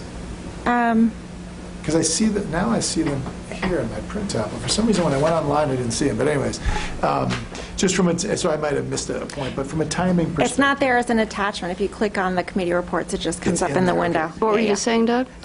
From a timing perspective, is there a sense on timing for this? And I apologize if that was written somewhere and I missed it. On the organizational chart? Yeah. No, it's really a work in progress, and we're on the fourth or so iteration and getting questions answered from the administration and working through them. So, there are a bunch of questions that remain unanswered still that we're working on, and so certainly, if you'd like to see the current version, I can send a copy to the whole board, but it's not correct, and it's still being worked on. I just would like to add that Laura gave me a list of assignments, and I'm going to answer those. But in the meantime, I know Jody had suggested something you just mentioned. I think there would be value in the timeline to get input from the person coming in. I think we can keep working and then show them what we have and where we are and work. I think it's going to have a material impact if you decide it now versus June. No, I agree. And I think to Lauren and Charlie's point, even at our last meeting, we tasked Dr. Wilson with a very large amount of questions to answer. So, there's still a lot of ground to be covered in terms of, positions that were put in certain collective bargaining units and who's responsible for what. And just a big shout out again to Maureen, because she's tackling all of these things that weren't initially on her radar in terms of the organizational chart. But because of dissolving a central admin position, she's just so gracefully taken over. So just a lot of things that just aren't there that need to be.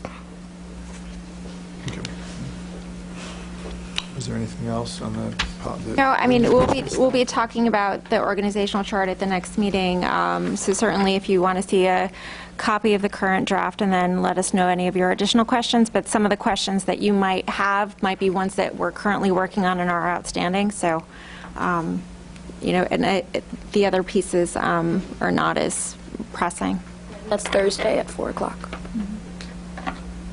Okay. So we're on to exit survey. Actually, Doug, before we get there, I can just present really briefly about the student when I met with SU, because I think I told you last time that Lou asked me to hold off on presenting because there are a few things that he hadn't presented yet to his faculty. I promise I'll be like 90 seconds. So anyway, I met with Lou and the student union, and there were just two important things that Lou really focused on, and they had to do with challenge success, which sounds like it's working. Like the work they're doing around stress is really extraordinary. So two things that they're going to do to combat stress. One, really interesting, the portal, the student portal and the parent portal. What they're finding is that kids are getting stressed because either they or their parents are checking it constantly, including during the day. And like a kid might get a text from a parent in the middle of the day about a grade that he or she got on an assignment that throws the kid off. And anyway, the bottom line is what the high school is going to try is shutting down the portal during the school day so that kids cannot check it at that point. So that's one thing. And then the other, which was really... Kids and parents can't check it. Yes, thank you. And the other thing is, as I'm sure you've all read, there's all the research always supports that as kids get older, they need more sleep and they get less sleep. And if you can start your school day a little bit earlier, you get a lot of bang for your buck. A little later. Oh, yes, thank you. A little later. So anyway, and to his credit, they're not going to over-committee it. They're going to pick a month before this school year is over. And I forget the exact hours, but the school day will start, I'm going to say somewhere like 15 to 20 minutes-ish a little later and end a little later, and they're able to do it without losing instructional minutes and without impinging on, interscholastic, athletics. Right, just like starting at 8:40. Contracts. So anyway, they're just going to try it and see how it goes, and I think they're going to ask the kids to keep logs on this. So that's the two big takeaways from that meeting. But really great work going on. So thank you. Awesome. Yep. Building admin and the teachers for being willing, because that's a change in a lot. So wait, the whole schedule would shift for everybody then? Yeah, I think that's it. And I think Lou was saying it might be a half-hour later start in the morning. He knows that I'm... The high school start now? Do you remember? 8:15. It may have been an 8:45 start. It's somehow sticking in my head, but I'm not... Anyway, it'll be a really It's interesting really thing exciting. to see how it goes. I think I give kudos for them to just jump in try and it. trying. Yeah. Okay. Tell So, the cafeteria. thank you for that. That's actually, it'd be great to hear how that goes. That's this school year? That's a month? Oh, yeah, it's the next couple months, sometime in the next couple months. Yeah. Okay, so the exit survey for the bond. Hey, Maureen, Yeah. exit survey. Yep. Did you send it? Because I kept asking you. No, I thought I emailed you. You were going to send it. You'll get. I did email. You're like an old married couple. You'll get. I can read it. You were buying the milk. Why don't you read it? Or can it wait till Monday? Well, we have to have it for Thursday. So we just. It's very So listen, simple. Maureen and I. You want to just read us the category? Maureen and I went back and forth. The question was trying to get sort of critical data without getting unnecessary data because it's a manual tally. You may all get recruited into assisting with the manual tally because I think X number of years ago it was Maureen and Gab, two people doing it. And Wendy, I think, came at the end too. Because we added, so we had almost too many points, and some people, it is a manual tally, and we had a very high voter turnout the last time, more so. So hopefully we get a similarly high voter turnout, but we'll figure out how to do this efficiently. So do you want to go through the questions that you and I worked up? And Maureen. That you and I worked up? Did you call me Lisa? No, that you and I worked up. Okay, so, all right, it says, how did you vote on the bond? Yes or no? That's the first question. If no, how important was the cost of the bond to your vote? Either very important, somewhat important, or not important.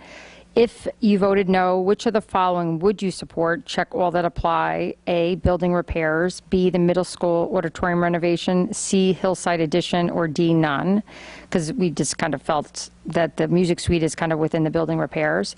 4, do you have one or more children currently enrolled in the district? Yes or no? If you answered yes to question 4, please indicate which school. Check all that apply. Hillside, Farragut, and high school. Sure.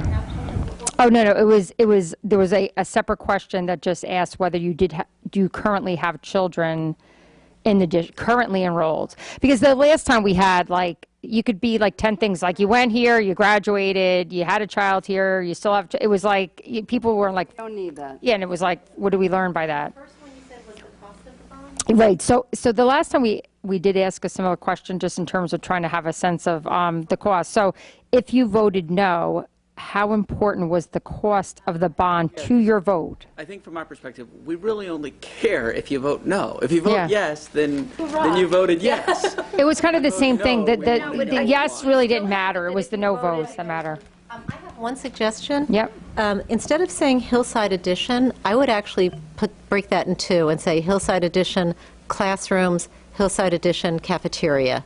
Because at least in talking to people, I see a split on that. So it might be important for us, if we're going to craft a new bond, to know that, oh, it was maybe this aspect, it was either the full edition or it was this part of the edition.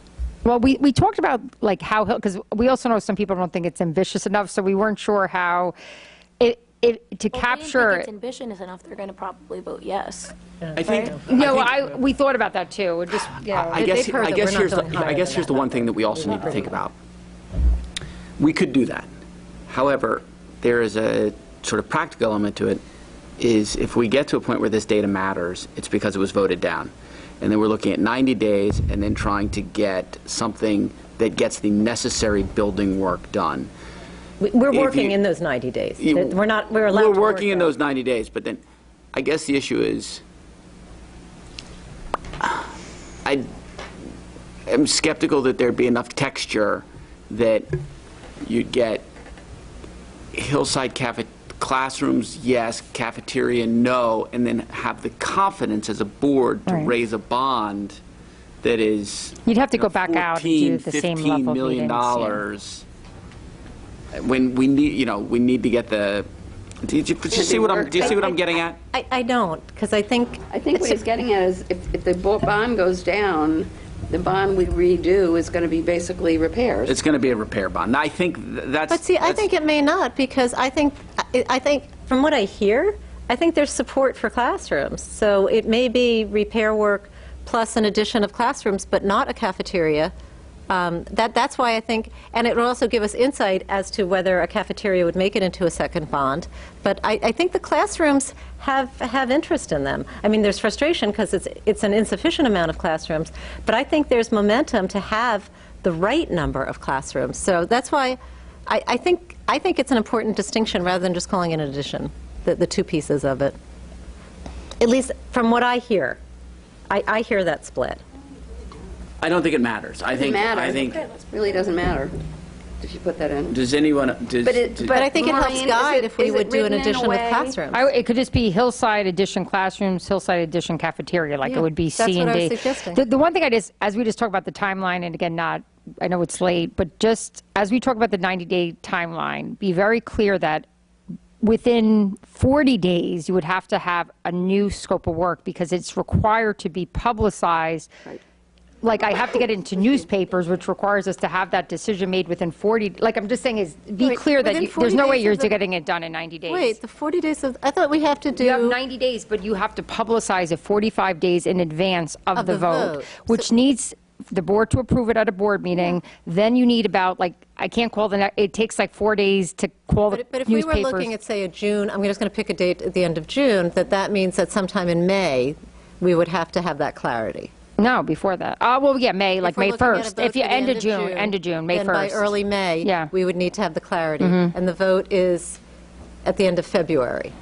Correct. we have No, that I'm saying, but if you look at that time timeline, 90, like, so you have maybe, I'm saying I would think you'd, March 1, you'd have to be like, and then you have to have a bunch of meetings. So I'm just saying, be very clear, in order to make that timeline, it's a very ambitious No, we would have to, but it timeline. would also be incumbent on us to do it, because we may have a change in building aid. Right. And the good news is, all that work we did in these discussions was about the repairs, so we wouldn't really be redoing that. I think everybody is on the same page. It would be talking about... The one thing I just want to Hillside. question you, if you wanted to do a larger extension at Hillside, saying, well, we don't think, because again, it's interesting No, with we these wouldn't go exit surveys. larger. We would go smaller, but more classroom. No, but if we did more classrooms, we would have to submit a needs assessment, because we were able to submit it. They don't care if 10 years we're going to have the waterfront. They don't base their aid on like what could happen potentially in Hillside on the waterfront.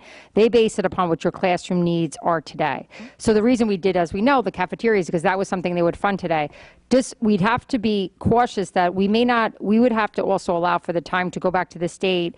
I don't think, my point is that if we end up doing more classrooms, they may or may not all be funded. And we know that, because we've talked about that the whole time. So the significance of, it'll be interesting how those questions come out, because I've seen, like, even if you look at the results from the last time, like, people may, say it's the money, but like, it's also, like, it's going to be, we're going to have a lot of meetings. So I think it'll be a starting point for us. I think it's fine. We can add that additional.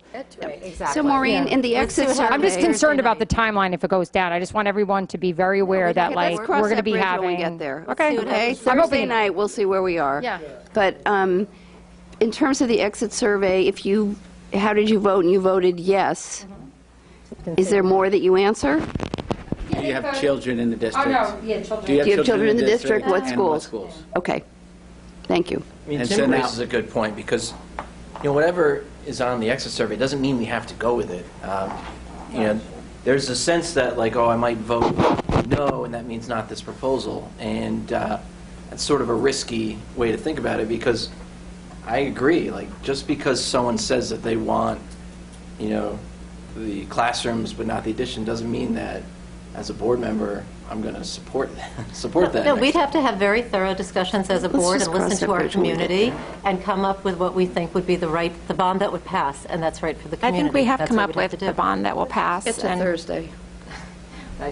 This That's can what all we be on should hold. be As long as we get seeing the on answer. Thursday. That's true, I know. I don't want to be negative, I'm just saying, but if in fact we go down the road, we It should be negative, because I don't think it's going to pass. I don't think it's going to pass. So do we leave this exit survey as it is, and if we... I like the two-part. If nobody cares, I would prefer the two-part. That's fine, that's fine. So it's just split it I will have two-part, them, okay. and I just have to figure out who's doing them, but okay, we're good. No, And we'll get I'll we'll get help it, out. we'll Maureen, and I can help out as get a well. group. Yeah, I We'll get a know, group. I'll be fine with it, no, You're talking about I'm talking to tabulating, or myself. Tabulating. you're talking about actually giving them out, right? No, yeah, you actually have a table, and you have something. Oh, We have to be sorry. careful where it's located. We need to Yeah, be from okay. 7 to 9, so. Okay. It's not in the forecast, but hypothetically, I know we've talked about this before, but I don't know that we ever talked about it at a board meeting.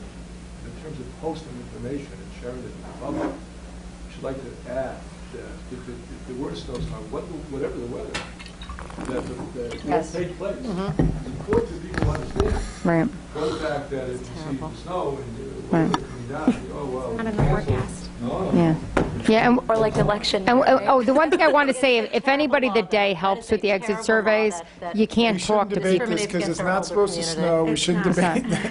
We shouldn't debate this right now. No, but Let's keep rolling. and the exit survey, I'm hoping to have like student volunteers and work, because you do have to be very careful that it could be looked at like electioneering either way. So I actually think. Nobody looks at it until 9 o'clock, right? No, but I think the concern, even myself, I don't want to be involved in collecting the survey data, and I don't think any of the board members should want to either, because I think the concern is, God forbid, you said anything that could look either way, like negative, because I asked the attorney about this, like, what is your feeling on board members doing it? He's like, it's not a good practice, because if you say anything that's positive or negative is electioneering too. Are we able to And pay also, students nobody $10 should be an hour, looking something at them or like counting it Yeah. until 9 o'clock. Right. In the same way they don't, So if I cannot get enough student volunteers, it'll be like staff that will ask to Are we able assign there, to, that's students it. have to be volunteers, or are they able to be paid? Well, their at this work? point, they'd be volunteers. Well, some Like kids with will do dinner? it because they need volunteer hours for their college things. Okay, all right, Yeah. thank you. Okay. You'll keep us in the loop, right, Maureen? Okay, so that's set. Yeah, all right, so I'll make Okay, that, School calendar. What was the change on that? What is the change? But there was a Oh, it was change. 11:45. It was the elementary school. Oh, okay. There was a time Right, of the time of the elementary early dismissal at elementary. That's the only change? That's the only thing that's... So do I have a motion to accept this change? So moved. So moved. Second? Conference days on the Wednesday. All in favor? Wait, who moved it? I'm sorry. That was me. It's the same. and I 18th second. is Okay, the thank same. you. It didn't get changed. Yeah, the March date. Yeah. Was that? Yeah, that March date's still the same. so- Yeah, Yes. but someone was looking into that and determining whether, because that might have been picked for a very specific reason. No, well, it was was. because I mean, the idea, I guess, is a lot of schools, the conventional wisdom is have them in the middle of the week because attendance is typically better. We always Ah. have I mean- our professional days. On Wednesdays, yeah. In other schools I've worked in, because frankly, it's tempting for a lot of people to take off a Friday or A Monday, yeah. It's just hard reality in some places. That's why we Okay. do it. I think that's good. Right. Okay? Okay. And then, So we didn't like vote on the exit survey, we're just saying Do going we have to forward vote? as I revised. don't think we have to vote. No, we don't, I'm just, only because she has it as Let's late. just, yeah. I think the most important thing about the exit survey, Maureen, whoever's going to be doing it, is making sure that they get everyone who leaves to fill it out. Yeah, that's not going to happen. Well, it's voluntary, right? Yeah, but at least, And we had a good Can sampling we last time. I think e-blast that that's 50% going is to be, fine. can we do that blast as a that? second Yeah, follow-up okay. and e-blast. Yeah, you can do, please. No, yeah, like a And please just so you fill know out what the we exit do, survey. just in terms of the table, there will be people who come through the back entrance of the Cochrane. We only have a survey, what we did the last time, because, we don't have that many people do it. We set up a table outside the Cochrane, so if you were to come in the back entrance, unless we tell, we'll mention to entrance people to the it's there, but Cochrane? unless they want to go mosey on through the building, they're And not by the gonna way, get there. when Anisha was just asking about the exit survey, I feel like the district has not been sending out stuff lately to say go vote. The PTSA has, but I emailed Janine. I think the district should send out a go vote, Reminder. here's where you go, there's going to be people there to help you park, the whole thing. I think it's important that that come from the district and that be reblasted by the village as well. Okay. well, especially because the vote, several people said to me, how come the vote's on a Thursday? You've always I've voted heard on the same Tuesday. thing. Yeah. But, I know, there's a so lot I of think it's good questions to around. remind people Okay. that the vote is this week. Sounds good. So do you think we can get that out tomorrow? Yeah, so would you like it blasted every day until the vote? Well, actually, by the way, I think the village should be blasting it. But I think the village needs something from us to Yeah, yeah. blast. Yeah, so why And that's don't what we they blast don't it tomorrow and then have the village reblast? Yep. Pretty sure Janine's been planning on Yeah, I think, I'm Yeah, pretty she sure might be. she's I mean, I'm been just- planning it. I just, Don't know. Good point, I mean, she said she's been planning on doing this the whole time. so. I mean, also, the signs were out. We put them out today. I mean, Yes, part of the thank you. conventional wisdom is you don't want it out too far in advance, because then people forget also, so, just become numb to yeah. seeing it. Yeah, I think same actually thing. now, Signs it's like don't say new, and people are like, Thursday, oh, what's that just say sign the say? date. So it's right on their radar. I think it'll work fine. Okay, I It's want like to just the make sure we move the through amount of things that people complain what's about. left here. So the new, I guess these policies are under new business for some reason, I'm not sure. Yeah, why. because they're new.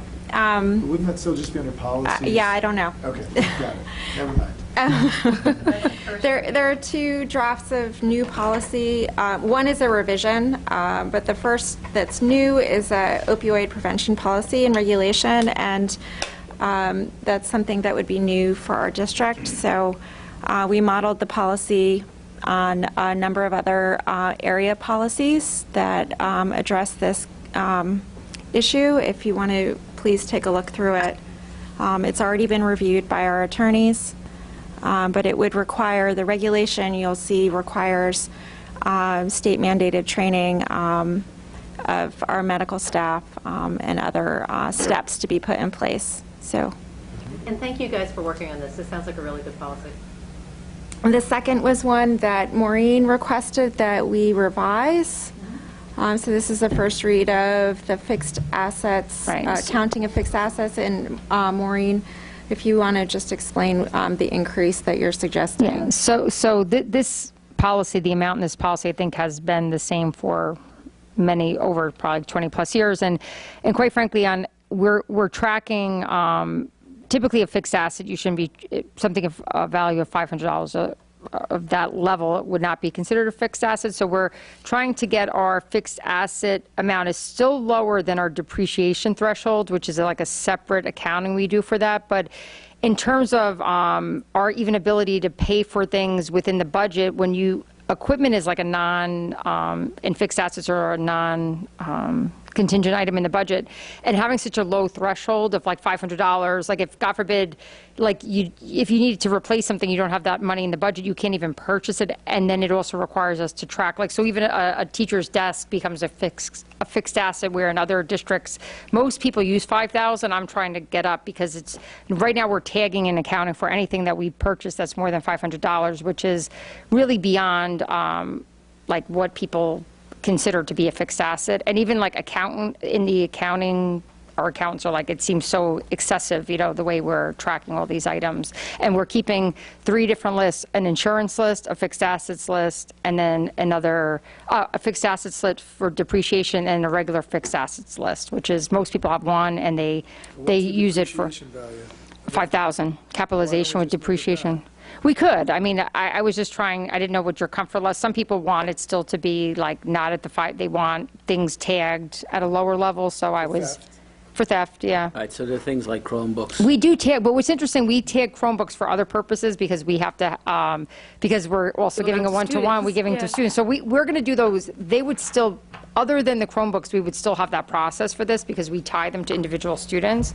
So we tag them for other purposes, but currently, like, we're tagging, like, if there's an office chair or something that was $500, we would be tagging it, which is fairly, like, for, again, it's not common practice, so we were looking to increase our, to do it, yeah. That's all. Okay, so that's the first read, so we'll have a second read on that. Okay. Does anyone have any questions on these? No, actually, I don't let people buy one for more than 200. Second public comment, Patrick? Anything? Unless they have a back issue that they can All right, certify. Board of Ed comments. Anything further? I actually just have a logistical question, and forgive me, we're just trying to plan a ski weekend. Okay, so we're meeting, we have an executive session on Wednesday night. If we don't come to a conclusion on Wednesday night, here's my question. Would we be meeting Thursday night? I know the 7 of us will need to be together, because if we're not, then I can say that I will leave for Vermont on Thursday. I'm not pushing it. So Thursday, you're only available by phone? Wednesday. Oh, Wednesday you're Actually, available by phone. From Tuesday till next Monday, yeah. Okay. Is there anybody who would not be able to make it Thursday? Because like I said, I couldn't get here till about 8. I'm going to get here at about 8:30 to vote, because I leave before 6, 7 a.m. But this would be this wouldn't be a morning meeting, I would assume. No, I'm talking at night. I won't be here back in Hastings till 8:30. You won't be back till 8:30. And I'll be leaving by 6 a.m., so. So then that's probably not a good night to meet. Right. When would we? Are we allowed to meet by phone?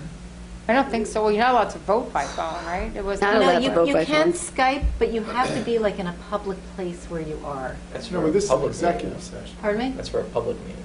Yeah. You know what? I don't know. Although we'd have to open it as a public meeting. But we only need 4 of us to open it as a public meeting. Right. You only need 4 to open it.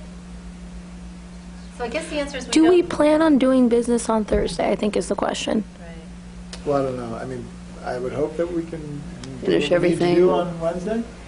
I know. Okay. Yeah, It that's. sounds like we don't really have a business opportunity on Thursday. At least not with you. No, we don't have a present. 7-person, we don't have a Okay. 7-person All right, business that's opportunity. all. Anyway, I'm sorry to bother you with my own planning. Yeah. I was just trying to get an answer. No, I could do Friday, but I if we're not able to conclude on Thursday, then we may need to get, on Wednesday, right?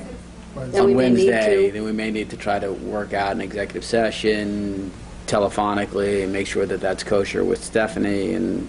You know what? I feel like I read something somewhere there was a question on like. We should get an answer from Stephanie on that, because we might, that's just got to be a quickie. I can't Yeah, be that's fair. complicated. Okay. Or maybe we're just going to stay Wednesday night till we finish. Yeah. Well, I'm seems like I'm a- not staying till past 11:30. I don't want to either, right? We've Okay, had I think we're good, though. As far as Thursday goes, it's up in the air, but. What time are we meeting on Thursday? There is no Thursday. Wednesday, I mean? 6:30. 6:30. But we also discussed, it's possible that it gets delayed It by might be like a the little prior bit, event. because we've got the committee, yeah, so 6:30, if it doesn't get going until 6:40, 6:45, it's because we're still. In the committee. Okay, can I get a motion to adjourn the meeting? So moved. Second? Second. All in favor? Okay. Meeting adjourned.